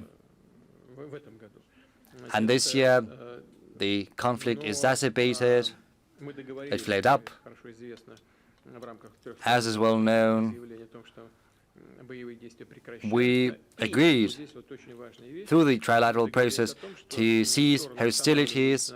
The parties agreed to stop at the positions they were at when the agreement was signed. Everyone has to stop there. And in that regard, a lot of technical issues arise. They're related to the infrastructure. Incidentally, this ceasefire agreement is of huge importance. I said that on many occasions because it puts an end to the bloodshed. People are no longer dying, and that is of principal importance. Everything else comes afterwards. The most important thing is to protect the lives and health of people, and this is something we addressed through the ceasefire agreement. So the armed forces stopped where they were when the agreement was signed, and that is why several infrastructure-related issues arose, both for the Armenian side and for the Azeri side. This is something that has, however, to be addressed through a negotiating process, and the trilateral agreement provides all the necessary conditions for that, because it states that once a truce is achieved, a ceasefire is achieved, the next stage should be a full normalization of relations in the region, with tapping full potential, economic and otherwise. It refers in particular to railway connection, to road connections, and it concerns Nakhichevan and the connection between the north and the south of Armenia. So those breaches of the ceasefire regime, well, one breach, it was a one-time thing, and I hope that it is going to stay this way. And I'm hopeful that sooner or later, the parties are going to sit at one negotiating table with our mediation, maybe with the mediation of the Minsk group. That's not important, but the most important thing is that this process is completed, and we hope that the international intermediaries will act finally and help those people who need help and protection. And we hope that not just Russia is going to help the refugees getting back to Nagorno-Karabakh, dispatching its humanitarian convoys. We hope that UNICEF, UNESCO, the World Food Programme are going to tune in and help, and those who want to provide help on a bilateral basis will respond and will take concrete actions instead of just saying words. We're going to do our part too. As for increasing the number of our troops, it's possible, but only if we reach an agreement with all the parties, in particular with Azerbaijan, because from the very beginning, from the very outset, we agreed on a certain number. This number has been endorsed, has been agreed upon. And incidentally, people from both sides understand full well the situation. This is a technical matter, and if everyone arrives at a decision that this is what we need to do, then this is what we'll do. If there is no need for that, then we won't do it. But it's not just about the peacekeepers. We also have our EMERCOM specialists and also the border service of the Russian FSB. They're also working there. Let's get back to Nizhny Novgorod. I would like to say that the press conference has been going on for more than 3 hours now. The placards are different, and journalists are trying to draw the attention of Mr. President through different means, coming up with new questions. Mr. Peskov, as a journalist, I would like to give everyone the opportunity to ask their question. So maybe, Mr. Peskov, you could have a look at the placards that journalists are holding up, and you will choose a question yourself.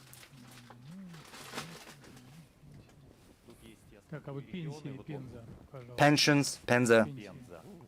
Penza.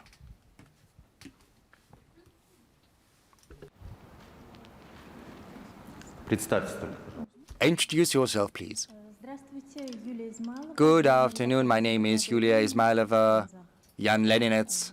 I'm Editor-in-Chief. Mr. President, annexation for working pensioners was abrogated 5 years ago. It was announced as a temporary yet necessary measure.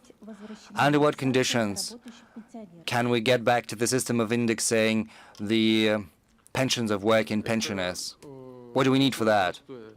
The condition is very simple. We have to have the necessary funds at the budget. As is known, even though you are a young Leninist, you are caring about the older generation, and that's a good thing, but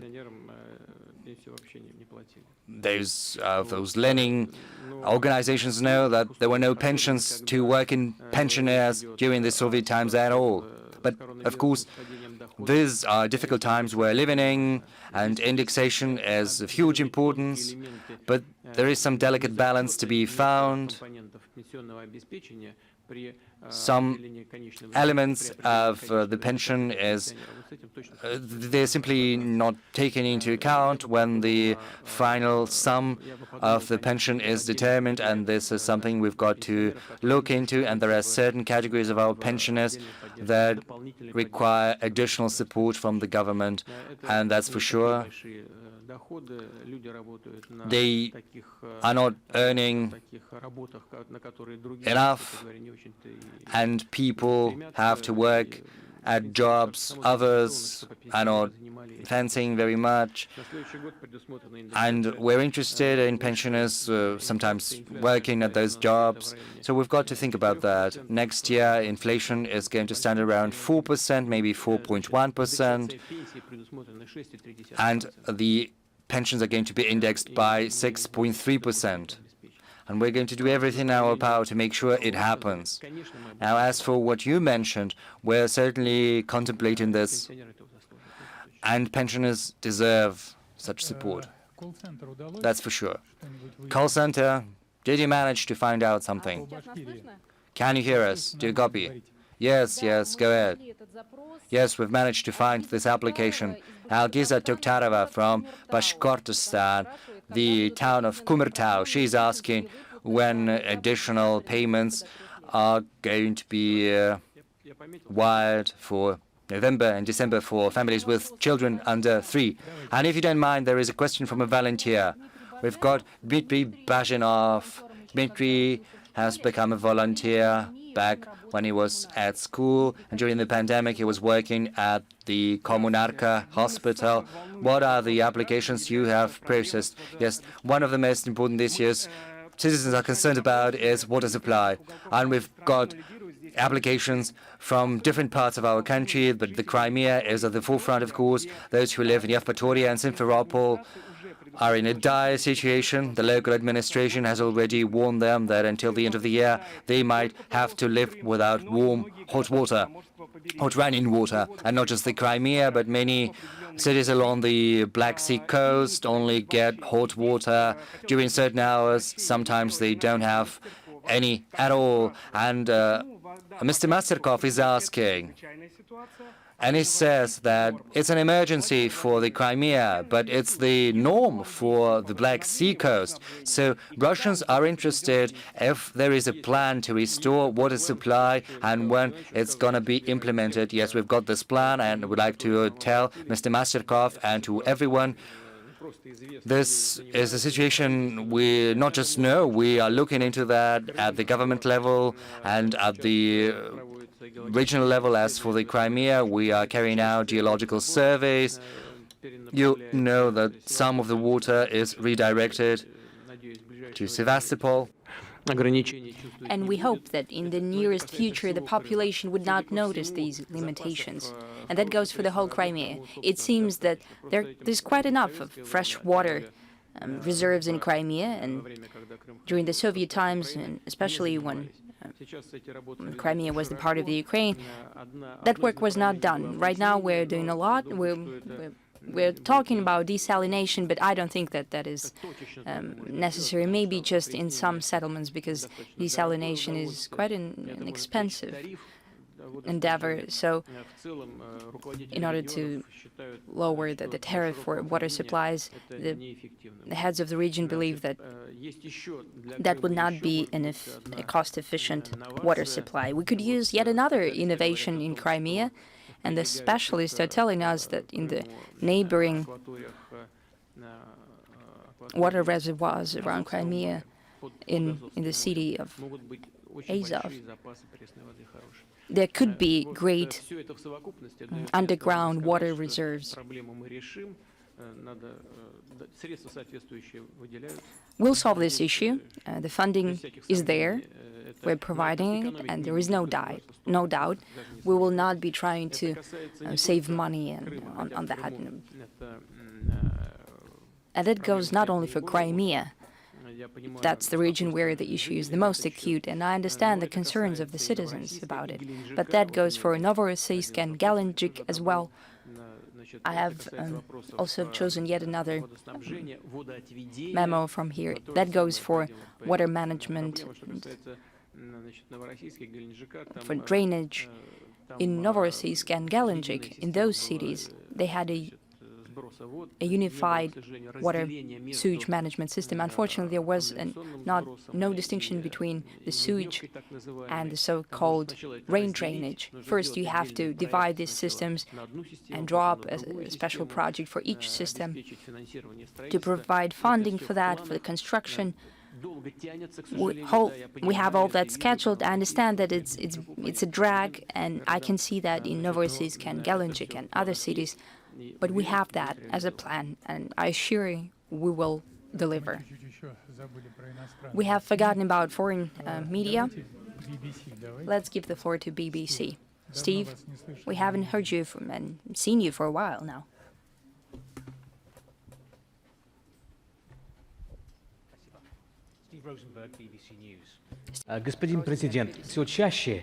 Mr. President, more and more often we hear the phrase, the Cold War, regarding Russia and the West. And we see that Russia is regularly blaming external forces in that tension, be that the US, the UK, or NATO. Being in power for 20 years, don't you think that you bear at least a share of that responsibility for the regrettable, lamentable nature of our relations, especially regarding the Russian actions in the past, use of chemical weapons on the UK territory, as well as the annexation of Crimea, or the Russian authorities are all nice. Have you heard about the Bellingcat investigation? And they show very thoroughly that behind the attempted assassination of Mr. Navalny, there is the Russian state behind it. Now, as for the assassination of a known blogger, I spoke about that. The only thing that I can add here is what have been said many times. We are prepared to carry out the investigation. If anyone has information that the chemical weapons were used, and we keep talking about Novichok agent, we ask you, please provide us with this information. We have offered for our specialists to travel out to the field site, to Germany, to Sweden, to France, and together with colleagues on the ground to figure out this issue. Or we'd like to ask you to travel to us, to bring us the biological material, and at least give us the official report. Stephen, could you please explain to me why, despite many appeals from the Prosecutor General's office of Russia, we still did not have an official report? The German authorities have given all the information to the OPCW, but they give us nothing, saying that Germany has forbidden them from providing any information, and Germany is telling us, get the information at the OPCW. Could you explain that? Why don't we have the official report about the use of this Novichok? Are you asking me? Yes, I'm asking you. You know, I'm a journalist. I ask the questions, and you're answering. Well, I apologize, then I'll continue to answer your question. Let's say this just was a rhetorical question. Now, as for us being all nice and kind and fluffy, do we feel any kind of responsibility for what's going on? I feel responsible for what's happening with Russia and its nation. And I'll do everything in the interest of the Russian Federation. And that goes to the return of Crimea as a part of our Russian state. I'd like to say that it was done according to the expression of the will of the people of Crimea. In Kosovo, the people expressed their will, and you swallowed that, and you said, and it's all right, the people expressed their will. In Crimea, the referendum took place, and they voted, but you somehow don't like it. I'd like to say that democracy is the power of the people, and you have to either recognize that or refuse to use that term anywhere then. There are certain sanctions against the people of Crimea. Why are you introducing sanctions against them? If this is an annexation, then they're not to blame. Why do you punish them then? And if it's not an annexation, but the expression of the will of the people, then you have to recognize that it's a democracy and leave them alone. And the same goes to the claims and concerns about Russian annexation. Now, about us being all white and fluffy, compared to you, yes, we are indeed white and fluffy. Indeed, we freed from the Soviet dictate certain countries and nations that wanted to develop on their own. And we heard your promises that NATO will not expand to the east. You did not deliver on the promise. They were not written down, yes. It was a gentleman's agreement, but it wasn't respected. There was an expansion, and the NATO infrastructure is coming closer to our borders. Should we not react to that? Did we step out of the ABM treaty? We did not do that. And we had to respond by creating new systems of weapons that offset that risk and threat. Then our colleagues have stepped out of the INF treaty. Did we do that? No, our partners, our American partners, have left that treaty. So we said correspondingly, all right, we will not produce such weapons and locate them and deploy them unless the US does that in Europe. But we receive no response. Then the Open Skies Treaty in Europe, they stepped out of that. So what are we supposed to do in that regard?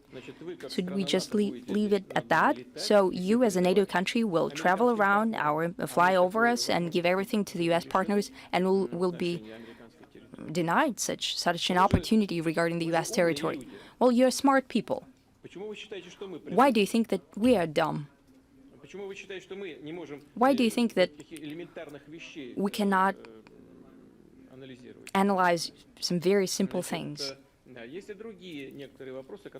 There are certain other issues that are concerning us, and we have to respond to them.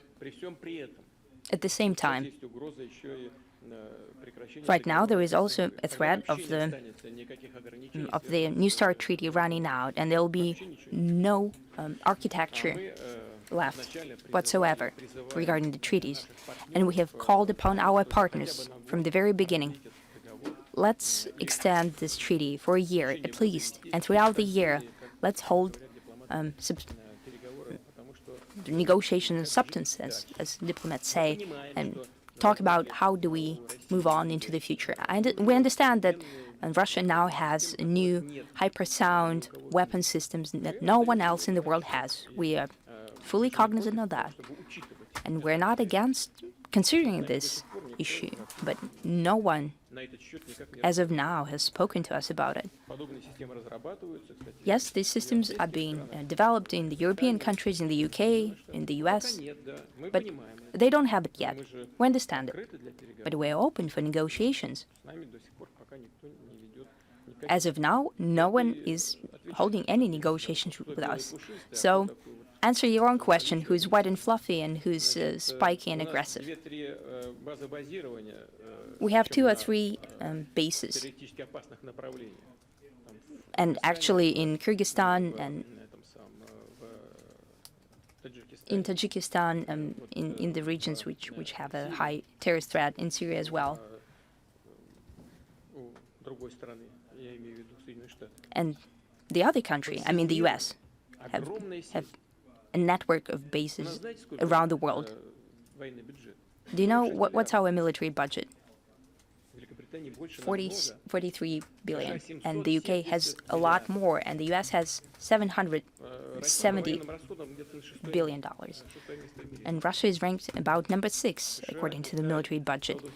US, China, Saudi Arabia, the UK, France, Japan, everyone is ahead of us. Then who's white and fluffy, and who's aggressive? We're not aggressive.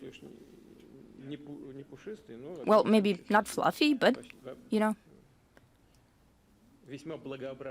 but rather well-intentioned. Well, you know, we aim to have a dialogue, and I want to quote Cat Leopold from one of our cartoons. Guys, let's all be friends. Now, moving on to Stavropol. Mr. Peskov, hold on a second, please. Hold on. Hold on, Stavropol. It's a very important question, and I'm waiting for it to be asked, but no one is asking that. And there is a question from Smolensk, the region of Smolensk.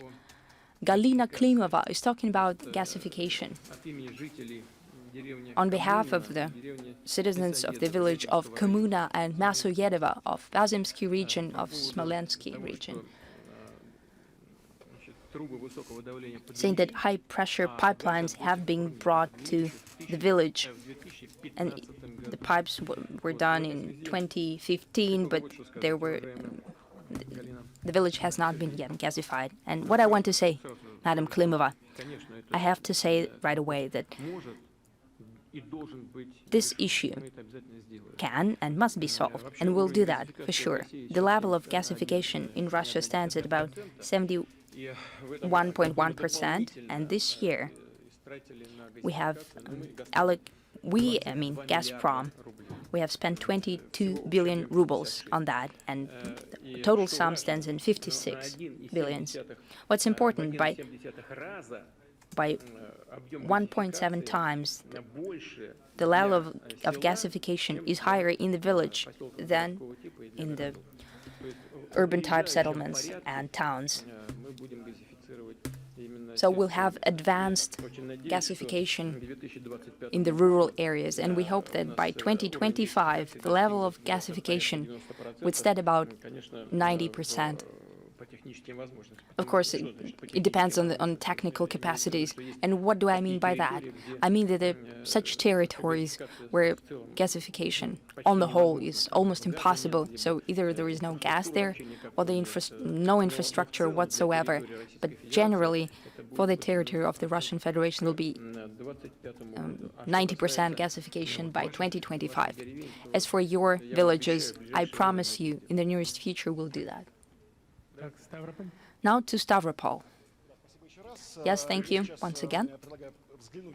I suggest that we look at the banners prepared by my colleagues. As you can see, the topics of the questions are very different, and it's very hard to choose. But I'll be honest, my attention was captured by a banner with a famous picture taken by Yevgeny Kaldey, the banner of victory over Reichstag. Yes, this is a great picture and a great turning point for our history and the global history. So I'm talking about the 75th anniversary of the victory that we have celebrated this year. Stavropol was one of the cities where the military parade took place. I forgot to introduce myself. My name is Mr. Nichiporenko. I took part in the military parade and it was a great impression on me. We're following the trends that what's happening in the world, I guess, first and foremost regarding our international partners that try to revisit the events of that time. They try to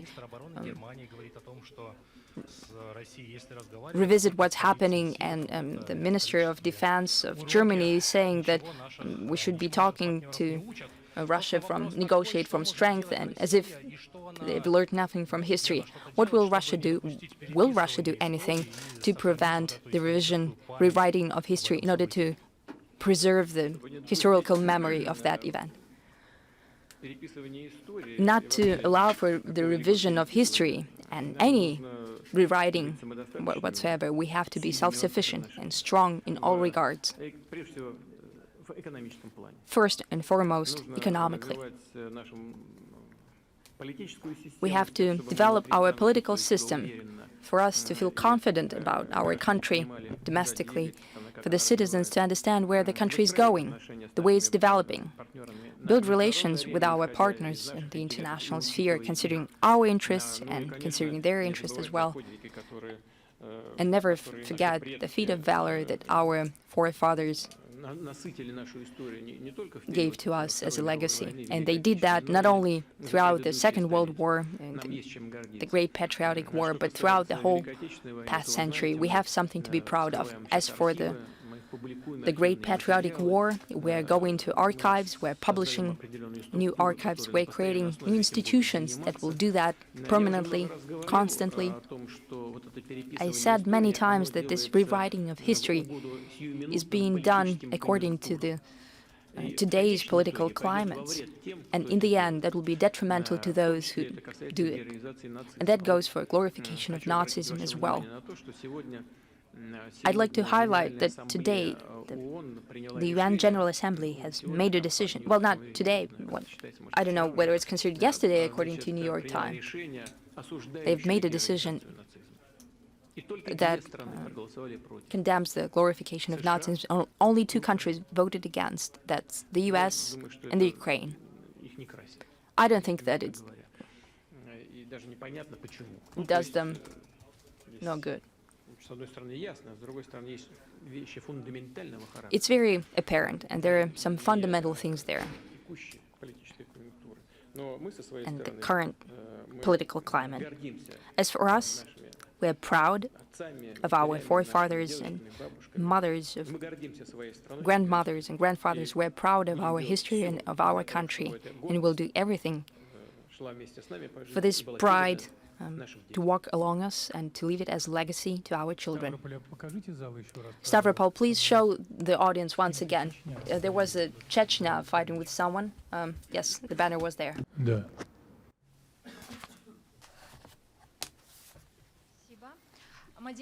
Thank you so much, Madina Musaeva, State TV channel Vainak, Chechnya. Mr. President, first off, I want to pass on the words of heartfelt gratitude from the Chechen citizens who love you, and you are always welcome in Grozny. And now to the question. Today, Chechnya is one of the most developed and safe regions. This was accomplished with the help of the team that was formed with your support and assistance by Kadyrov the Elder. They helped to put the post-war recovery on track, and now we see the baseless attacks against Ramzan Kadyrov and his inner circle. He has been repeatedly sanctioned, and his spouse and his children likewise. So recently many sports committees and bodies have been sanctioned as well. So what the West is trying to do? What is the ultimate goal of these sanctions? Why are they putting this in life?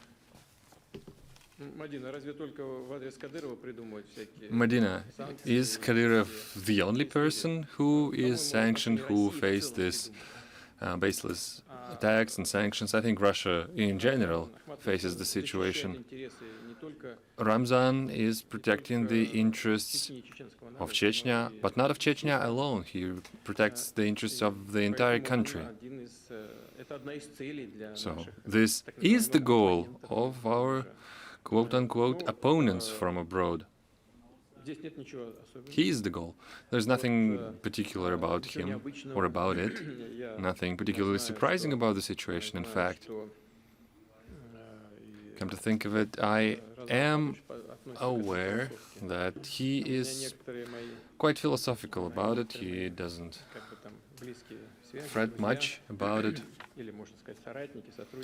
Many of my brothers in arms, many of my colleagues are actually nursing a grievance if there are no sanctions against them.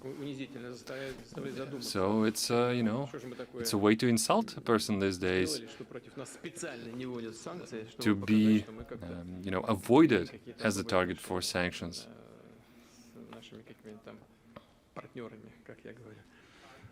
Sanctions by the quote-unquote partners. Like I said, there's nothing particular about it. Russia is a self-reliant country. Chechnya is a part of Russia, and despite the severe wounds inflicted upon it in the middle of the 90s, it's developing rapidly. It is now headed by the new, young, vigorous, and energetic leadership. And I do know Ramzan Kadyrov quite well personally. His entire life has been dedicated to the service for the benefit of Chechnya and Russia, and I wish him all the best. I hope that the entire Chechnya will soon look like the Grozny looks today. Mr. President, if I may, one more question. Well, that is not very modest. Let's move on. Well, you've always been saying that you respect all the religions, you respect Quran, you respect the Muslims. What do you think? The rapprochement, the conversions of stances with the Muslims, is it important, and what part does Ramzan Kadyrov play in this? Well, he is playing an equal role to this of to governors of other regions.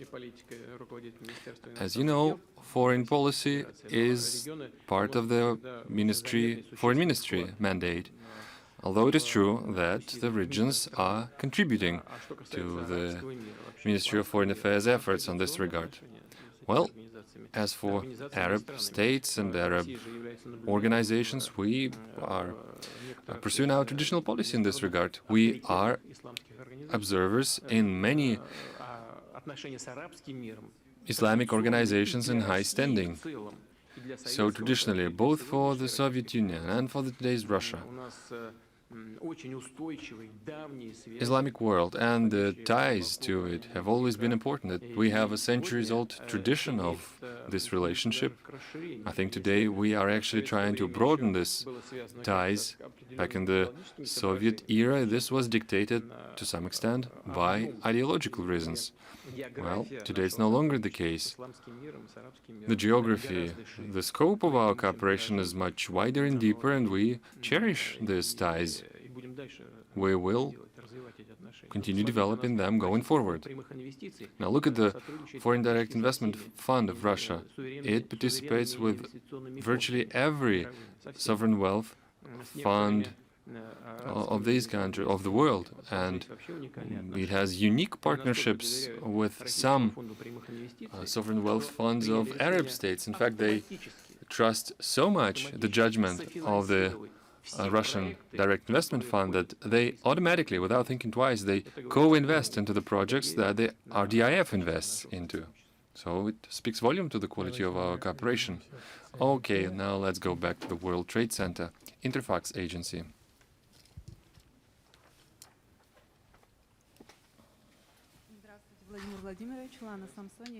Mr. President, Lana Samsoni, Interfax Agency. First, the economic question. Russia did not tap into the Sovereign Welfare Fund during the pandemic crisis. It offset the budget deficit through borrowing money. Does it mean that we expect some shocks on the commodities markets anytime soon? Now, those who wished to have some investments coming from the Sovereign Welfare Fund, should they forget about it at all?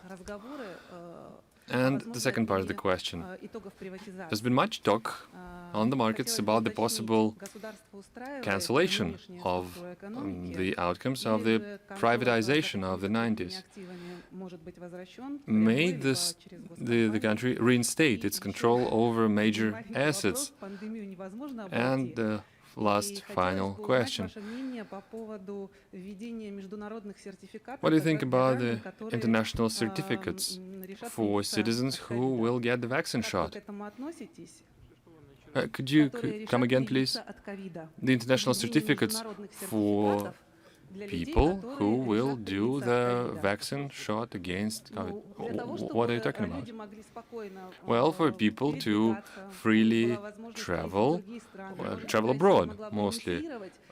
Is it possible that we see the introduction of such document? Maybe Russia would initiate the introduction of such an instrument that will be another benefit for promotion of our vaccine, and it would help people travel more freely without the need to self-quarantine for a while as they travel, including the United States. Well, let me start with your last question, the international certificates that allegedly give the right of free travel to those who have the vaccine shot done. Well, it's as worthy topic for speculation as any other, but it would be no secret to you that even people who get the vaccine shot, they can contract the disease to others. They can still be the vectors. So, as far as we know today, given the certain amount of antibodies in the organism, COVID will be destroyed in the body of a particular person, but it still be there for quite a while.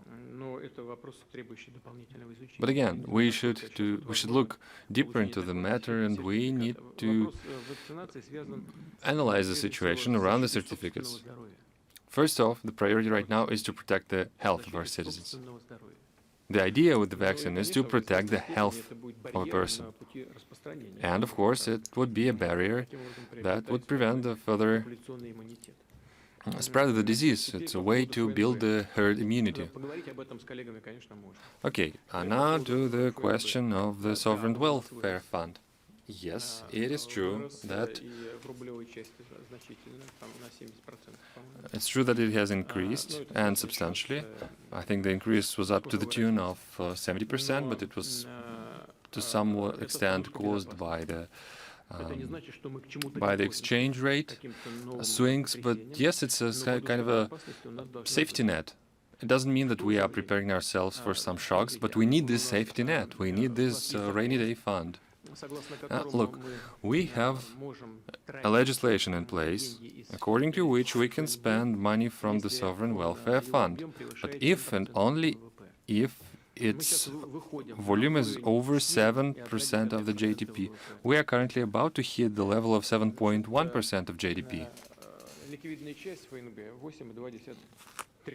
The liquid part of the Sovereign Welfare Fund is 8.2 trillion rubles. What does it mean? It means that part of them are already invested.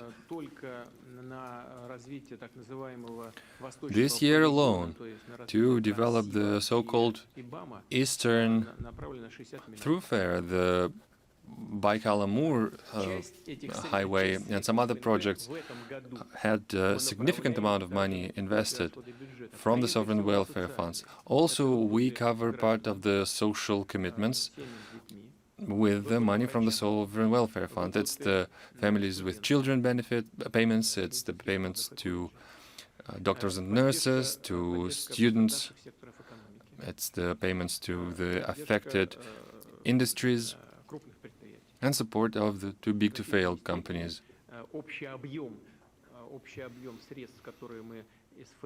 The overall amount of money that we are about to allocate is 350 billion rubles. 250 of them have already been spent, have been allocated and spent. Well, you know, the end of the year is always the most intense time to spend. So during this remaining time, we'll probably spend the rest, 100. So we do use this fund, but we have to be prudent, as we do, like I said. 7.1 trillion so is the figure that we're aiming for the next year. But we are planning for the triennial period. That's the rule that Ministry of Finance sticks to. We look both at the domestic development and the state of the economy globally.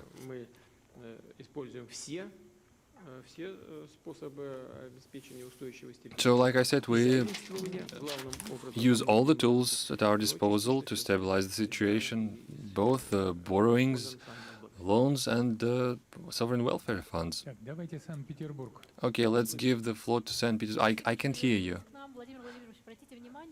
Thank you for going back to us. Well, you know, looking from the highest point, it looks like a chessboard. So, okay, what's the next chess move? It's the Yeltsin Library Hall. It's been over 3 or 4, almost 4 years, so I give the floor to the lady in blue turquoise jacket. The regional television, I have a question about education. Ours is a small region, and our goal is to attract as much youth as possible as students. The region does a lot. The Veliki Novgorod region hosts children to study from across 24 regions of Russia, but we lack the dorm capacity. Not enough rooms to accommodate everyone. Is there a possibility to have some kind of program to support the college population and the vocational schools population? Well, it's a problem for all the educational institutions, and we try to treat this on a case-by-case basis. Mostly, the educational institutions are there for themselves to help themselves, but we are going back and forth with this question. It's something they share in common, all the universities, all the colleges, all the vocational schools. It's true, when the single state exam was introduced, the problem has grew more acute. So now, people from remote regions, from all over Russia, in fact, are freely exercising their right to come and study at the best universities of the country. Many of them come from the middle of nowhere, basically, and they go to central capital cities, and they clearly need extra support, and they need a place to stay.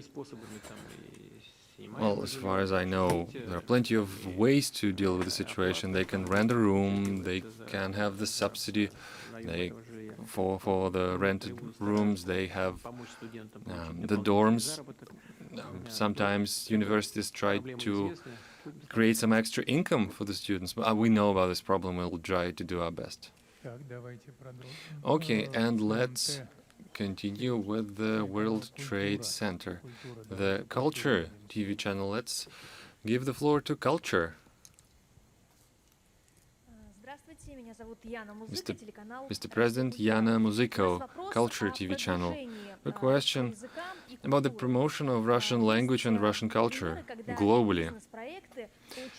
Examples abound when business projects gain a huge audience within the country and abroad, when they gain huge popularity, like Masha and the Bears cartoon or the Smishariki TV show. It's a raving success, and some colleagues, the competition actually accuses Kremlin of being behind this tremendous success. Well, we don't know that. Let us know if that's indeed the Kremlin's hand at play. Speaking seriously, though, do you think there is a place for private initiative in exercising the soft power of the country? Is it possible to make sure that our cultural projects will be just as successful and large-scaled as others? Well, let's go back to the notion, to the term of the soft power. What is soft power? It is the education, the culture, the humanitarian ties at large. And in this sense, they are the most universal tool of collaboration in the world. And they cannot be subdued by any kinds of restrictions or sanctions. Whoever tries to impose them will be the first to lose, because this is exactly counterproductive. I think there is something fundamental about these things. They undergird the culture of the Russian nations, of all the Russian nations that inhabit our great country. It is, after all, the shared culture that has a direct expression in people's identities. It is supported both on the state level, like ballet, theater, and visual arts. I think there is no other country who has this level of culture to match ours. I don't think there is another country with the same level of state support of theaters, and this is clearly a part of our national heritage. Now, problems abound in this area as well, but still, this is a huge chunk of the state support that goes into culture. Now, you mentioned yourself that there are successful projects such as cartoons and feature films that gain huge popularity among the population, among the youth specifically. Well, I think there is huge demand for state support here, and it's clearly insufficient. Yes, we are really happy that there are creative crews in our company who manage to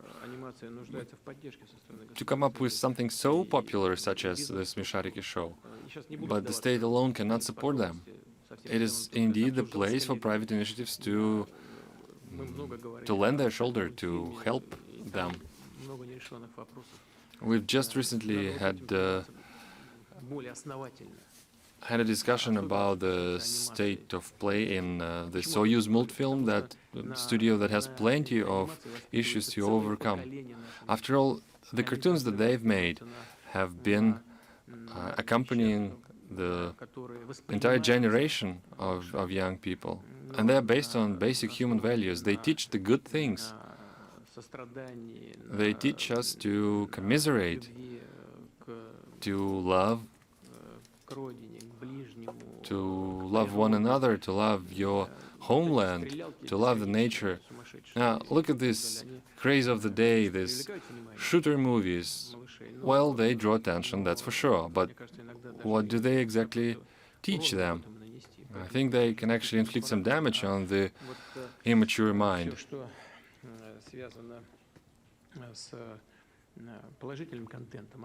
So I think that the quote-unquote positive content merits greater support of the state than all the rest.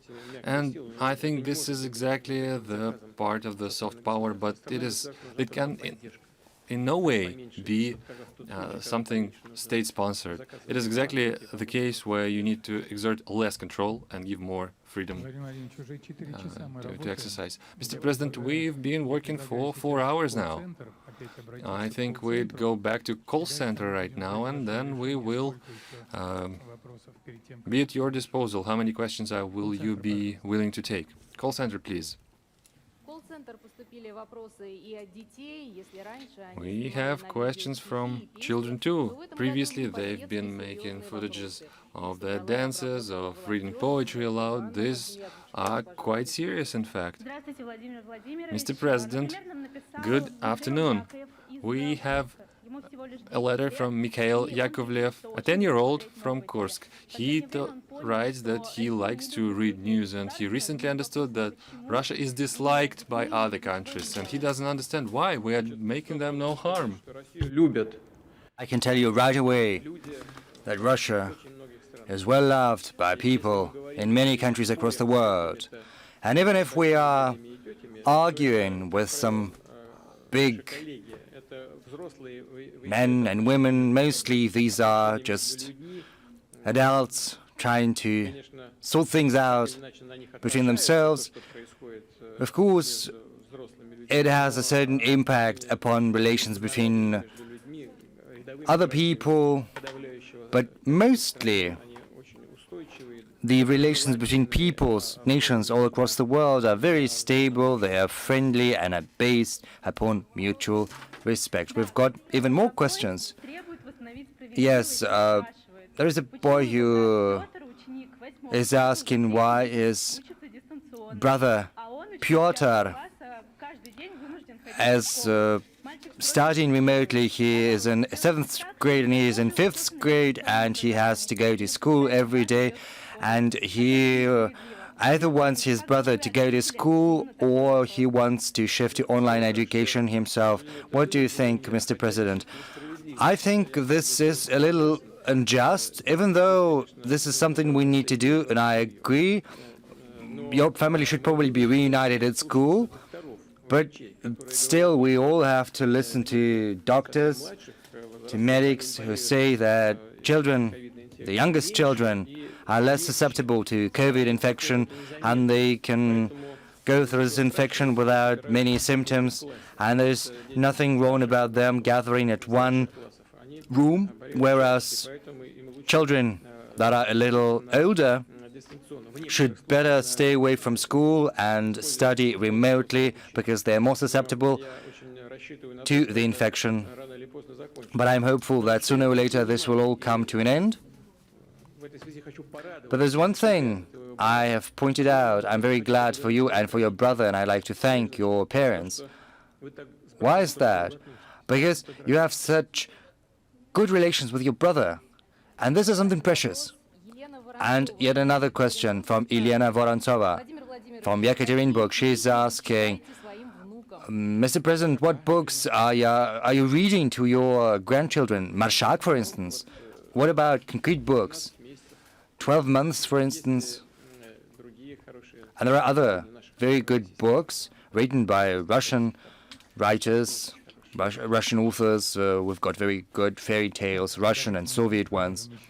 Yes. Let's give the floor to RIA Novosti, because we have not yet given them a chance to ask their question. The mic to them, please. Mr. President, good afternoon.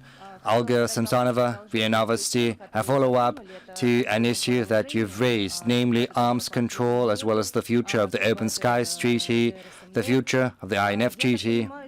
As far as I understand, given the incoming new American administration, the prospects of reviving these treaties are very blurry, very vague. What about the New START? If it's extended, or rather, if it's not extended, is there a risk that Russia will be drawn into a new arms race it will not be able to afford, especially amid these difficult conditions? And another question related to that, it's about hypersonic weapons. How do you think the emergence of hypersonic weapons has changed the geopolitical balance? When you spoke during your address to the Federal Assembly in the 1917-18, have all these projects been implemented, or maybe there is something else we should be getting ready for? To start with the New START treaty, if nothing happens in February, this treaty is going to expire, and during this press conference I said that already, and on many public occasions I have said that we are willing to engage in dialogue, and the newly elected president of the US, Joseph Biden, as far as I understood him, has announced his willingness to continue this dialogue and to preserve this cornerstone of a document. And we're willing to do that as well. But we need some kind of response from our American partners. If it fails to happen, is there going to be a new arms race? But it's already here, this arms race. And it's absolutely obvious. Once the US withdrew from the ABM treaty, it all kick-started. One country is building kind of an umbrella for itself. What is going to be the end result of this? It is going to set at zero our nuclear potential. So what were we supposed to do? We were supposed to do everything in our power to prevent that from happening. Either we were supposed to set up an ABM system of our own, or we were supposed to create systems able of penetrating the ABM system. And this is something we did. We created hypersonic weapons, in particular Vanguard missiles. The speed is at more than 20 Mach, and these are not ballistic missiles, so ABM systems are not going to be able to capture those missiles. Has the emergence of hypersonic weapon, not just Vanguard, but also Dagger and Zircon, very important part of our weaponry, the arsenal. Tests have been conducted recently, and we've almost completed working on this project. The speed is superior to 8 Mach, and the range is very big. It can be installed either at a stationary platform, or it can be installed on ships or submarines. It can be located in neutral waters. Just calculate the speed and the range. Now, as to whether this has changed the geopolitical situation, my answer is yes, of course. It has an impact on this situation. Our American counterparts have been developing kind of a theory, a prompt global strike. That is, a strike can, with high precision weapons, against control and command centers. Of course, high precision weapons, this is something they have, but so far they don't have access to hypersonic weapons. Of course, they're going to come up with that, but by that time we will have been ready. You have asked what we are working on right now. We are working on that, in particular, an antidote to eventual hypersonic weapons that other leading armed forces all across the world are going to acquire, and I'm confident that we're going to achieve just that. We will do that. As for all other weapons systems that I announced during one of my addresses, yes, we're working on all of them. Some of them have already been commissioned. Dagger, commissioned and entered into service. Peresvet, this is laser weapons system. It's already in active use, and we're working on the heavy missile called Sarmat. It's at the final stage. Poseidon as well. Nuclear-propelled global reach missile is yet another project we are working on according to schedule.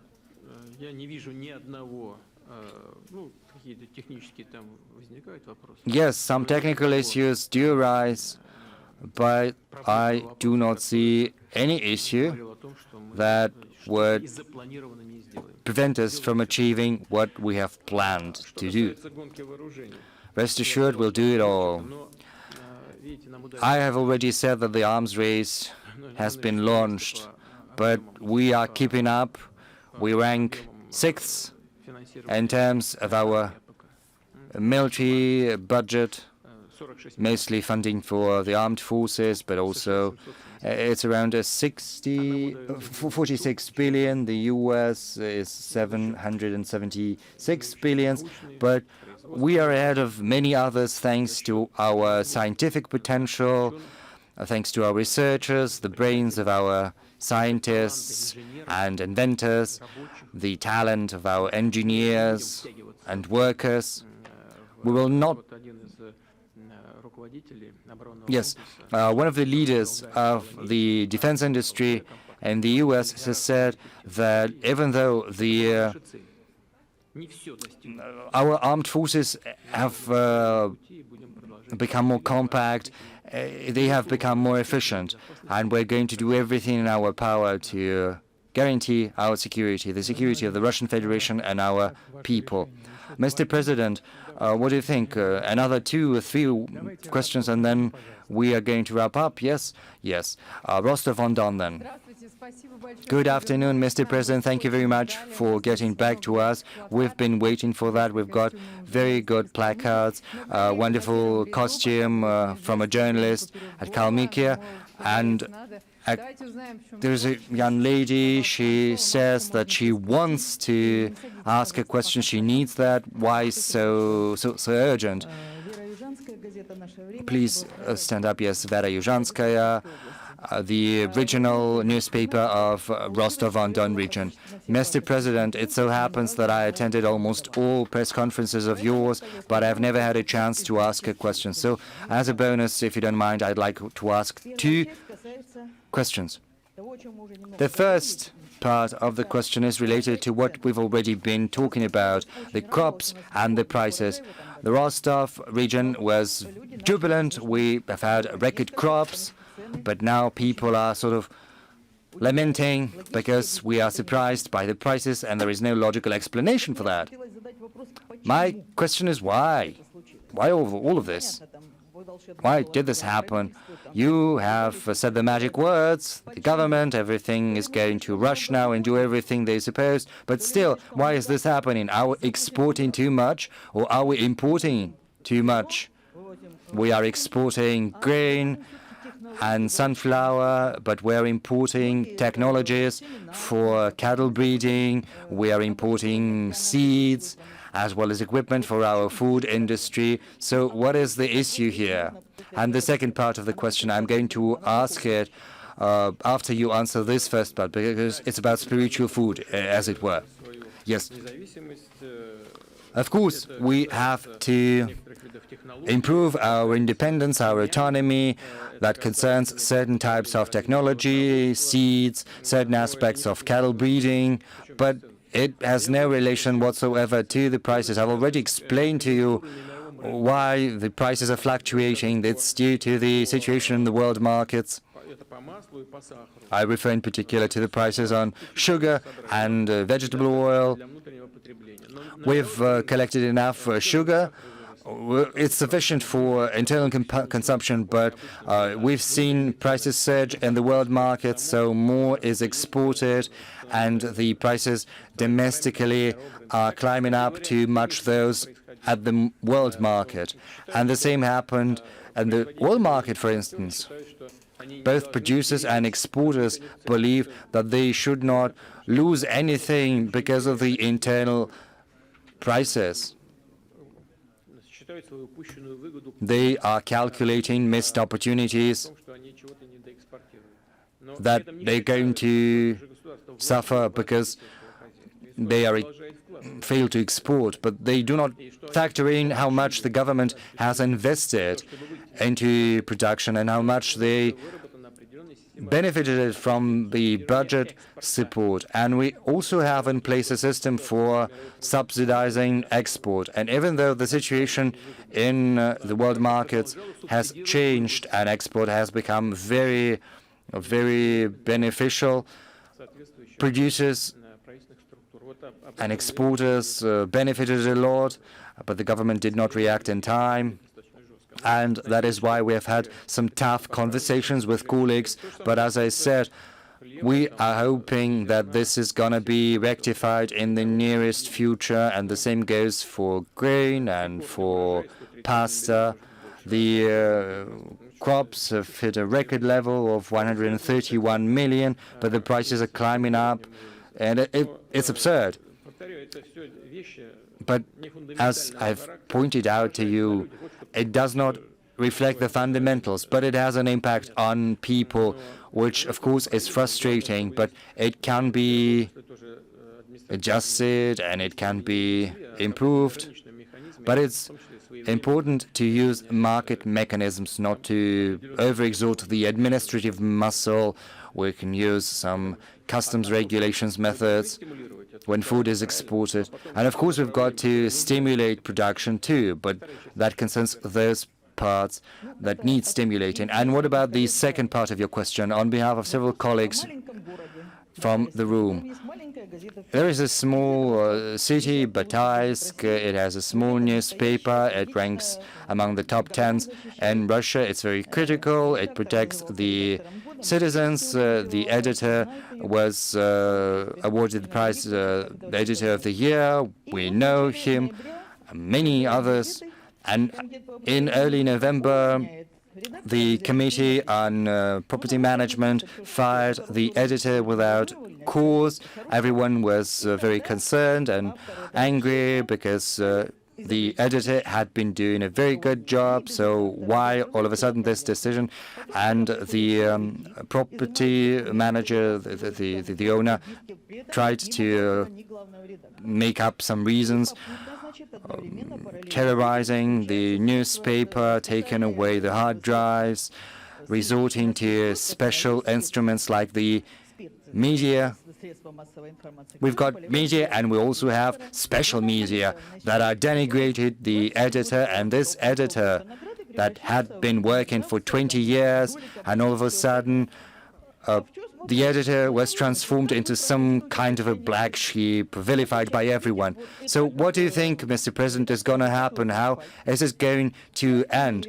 This editor has been reduced to dust, and seeing that all other editors of small regional newspapers are going to do the same, they're going to keep a low profile, they will be afraid that the same would happen to them. That is one scenario. But I told you this is about spiritual sustenance. The thing is, without normal media, we're not going to be able to build a civil society at all. I agree with you, without normal media, we're not going to be able to build a civil society. It's obvious. Efficient, living media are a core element of society. I do not know about this case you've just explained to me. I don't know about this editor-in-chief, Madam Pivovarova, of the newspaper Russia Ahead. But you say that she was fired by the Property Management Committee. You and I, we understand that the bodies managing property own some property on behalf of the state, of the government. But it is absolutely obvious that they're not and should not be responsible for the content. They only have to make sure that nothing is stolen, that everything stays in place, so that the government property is not taken away. I hope that the chair and the stationery stay where they're supposed to be. Of course, it's not the property committee itself that made the decision, but the head of the committee of Bataysk, and I'll ask the governor to look into that and sort this out. And if he does not have the necessary resources, I'm going to give him a helping hand. Mr. President, please let it be not just the public servants, but also the All-Russian Popular Front. Yes, I'm going to ask them to do that. Yes, let's get back to the World Trade Center. There's not been a single question from that flank of the room. Yevgenia Avramenko, regional news agency. Mr. President, this year, due to the pandemic this year, a lot has been done to support the Russian business, but small enterprises still are not in very good shape. What about next year? What about individual entrepreneurs and small enterprises? Can they count upon federal support? And another thing, on behalf of our agency, would like to thank you and Russia for helping Maxim Shabaley. His and his interpreter spent more than 18 months in a Libyan prison, taken hostage. We were following the situation, and we're very glad that this year they have been liberated and got back Russia. This gets back to the question from Grozny about our cooperation with the Arab world. This is something we managed to achieve thanks to our friendship with our friends in Arab countries. They helped us in this matter.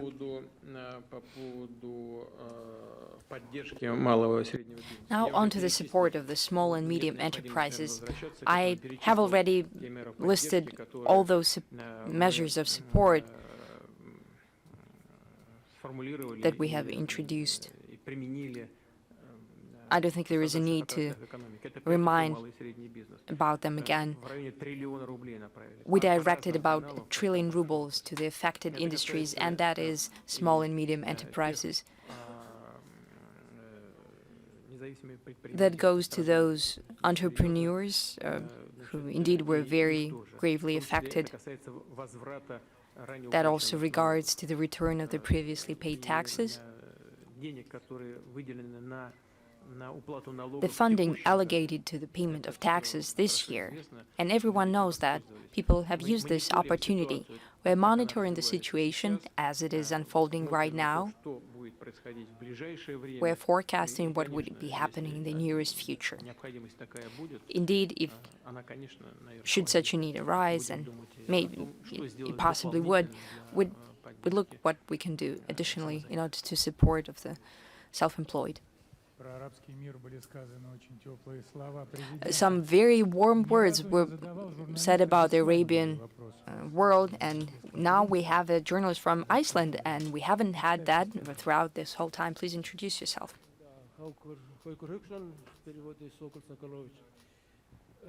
Hoikurukshu, in translation, that sounds like Falcon, the Falcon. Thank you very much for this opportunity. Thank you for giving me the floor and for this chance to ask the question to the head of state. That happens twice in the Russian Federation, so there is no hotline with you this year. So now every journalist from around the world can ask you a question, and that's a unique event around the world when journalists and citizens ask questions. I wanted to pitch such an idea for it to be a round table at the international level, when other presidents and leaders of other states would also be present. From Scandinavia, for example, there are presidents and even kings. They're still there. Mr. Rosenberg has sold offshores, and when the Queen, when any citizen of the state can ask a question, that's a direct democracy. That's the leader being close to its roots, and I think that's a good lesson for other democratic leaders. What do you think about this idea for it to be a round table for around the world, for not only you to take part? And that's technically very simple. The second question, I think it's a more fun one. Well, Happy New Year. Back in the day, you hinted that you would reveal the secret of the family happiness. That was said at a press conference, of course, and if you're in the mood, we'll be happy to hear it. And in the end, a boy from Rostov said that in the West doesn't like Russia. That's not true. We truly love Russia. BBC, CNN, they accuse you of some very bad things, and press from Iceland also does that a little bit. But there is a major war against you personally. Some of you are, some are afraid of you, but hate or a bad attitude towards Russia? No, that's not true. So thank you very much for the conference. Thank you to the technicians, interpreters, and drivers, engineers, and let's move onwards and stay safe and healthy. Thank you very much for your kind words. They're very rare these days, and I guess you'll get a dressing down from your colleagues and whatnot. But I think that's a part of the profession as well. You have to suffer through that. As for the idea of a round table, I think it's a good idea, but first, I guess, what we need to implement is our first suggestion for the P5 members together around to discuss the issues that are concerning the whole humanity, and that has to do with the pandemic as well. As Mr. Macron, the President of France, has suggested we focus on disarmament, for example, those issues that engage all of us, for example, environment. There is no doubt an extremely important issue for the humanity. Fighting terrorism,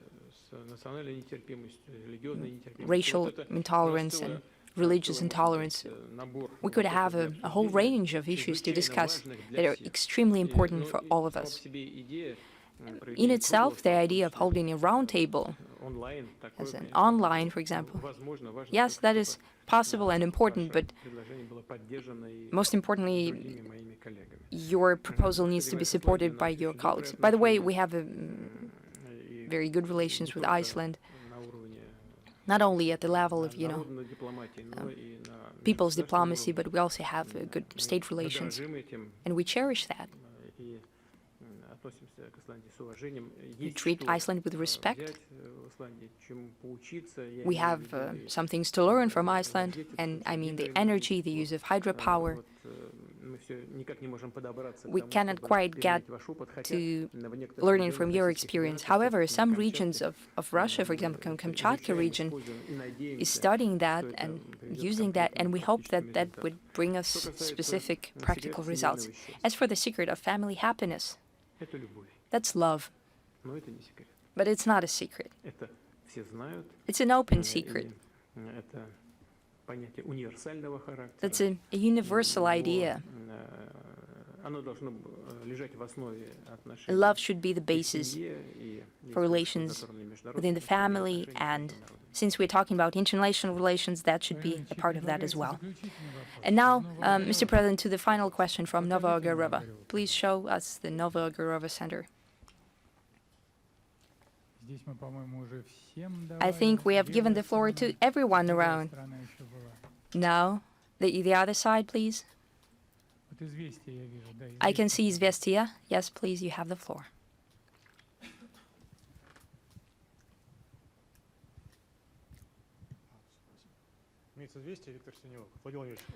Izvestia, Viktor Semenyuk. Mr. President, we've heard a lot of questions about different issues, but my question will be a little different. Over the past year, indeed, we have learned and felt it, what it means when indeed it was a very difficult year for all of us, and it was an emotionally difficult year. Several years ago at a press conference, you said that you collect emotions, and the question is, what were the prevalent emotions throughout these years, including the difficult year 2020, and what kind of emotions would you wish us in the next year? Maybe you already know what you would toast to on the New Year's Eve. Please sit down. As for the prevalence of good and bad, every year there are many difficulties that we have to surmount, and each year brings us great joys, both family-wise and state-wise, universal achievements, and despite everything, we have great achievements despite everything. And we should be proud of, and we are. This was a difficult year. But what I wanted to highlight here, while you were asking what I thought was, is it like we never had difficulty through our newest history? Only throughout today's meeting, I was thinking back to the 1990s and the beginning of 2000s. It seemed that there is no light at the end of the tunnel. There is nothing there. No army, no economy, the social sphere collapsed, unemployment sky high. Every third person lived below the poverty line.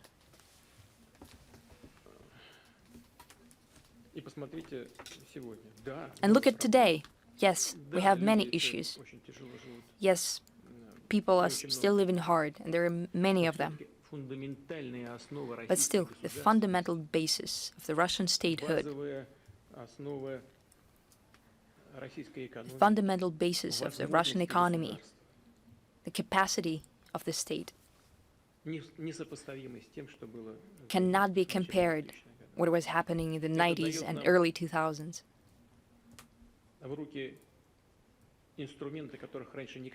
We have tools in our hands that we've never had, and that gives us a chance to concentrate on the most important,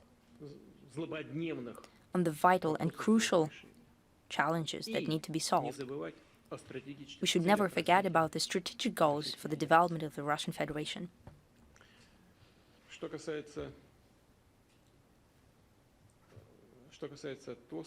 As for the toasts, well, here, I, just like any other citizen, I have a lot of toasts at the New Year's Eve celebration.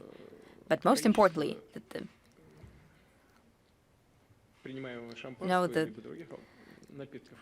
the amount of champagne or other drinks being drunk, modesty is important there, but the number of toasts doesn't matter. We will toast to our loved ones, to our families, to our friends and colleagues. But as for me and my friends, in my family, the most important toast is to one thing: to Russia. Ну и чтобы уже завершить все-таки не таким пафосом, And in order to end not as such a powerful note, but with something warm and kind, what I wanted to say throughout today's event, several colleagues asked about what we're planning, and do we plan anything to support families with children? What I wanted to say is, the volunteers told me recently that they have different ideas and initiatives how to support children on the eve of New Year celebration. Unfortunately, this year, because of epidemiological situation, many New Year celebrations have been cancelled, as well as in theaters and children's clubs and so on. But this is an unusual festival. It has to do with expectations, with hopes and aspirations for the future, and with hardship today as well. So before I came here, I talked to the government and the presidential administration as well, and we have agreed that the country, the state, and also give a present to our children. It will be a small, modest present, but still to all families with children under 7 years old will pay out 5,000 rubles to each child, to the families where there is a child from 0 to 7 years old. I'd like to thank you, all of you, for today's work. I'd like to wish you all the best. I hope that we did not tire each other out, and I'd like to express hope that the people who were following this event for about 4.5 hours, that were listening to us, it was both useful and interesting. As for me, I'd like to say that it was very useful, and we'll do everything in our power to respond in full to all of your concerns,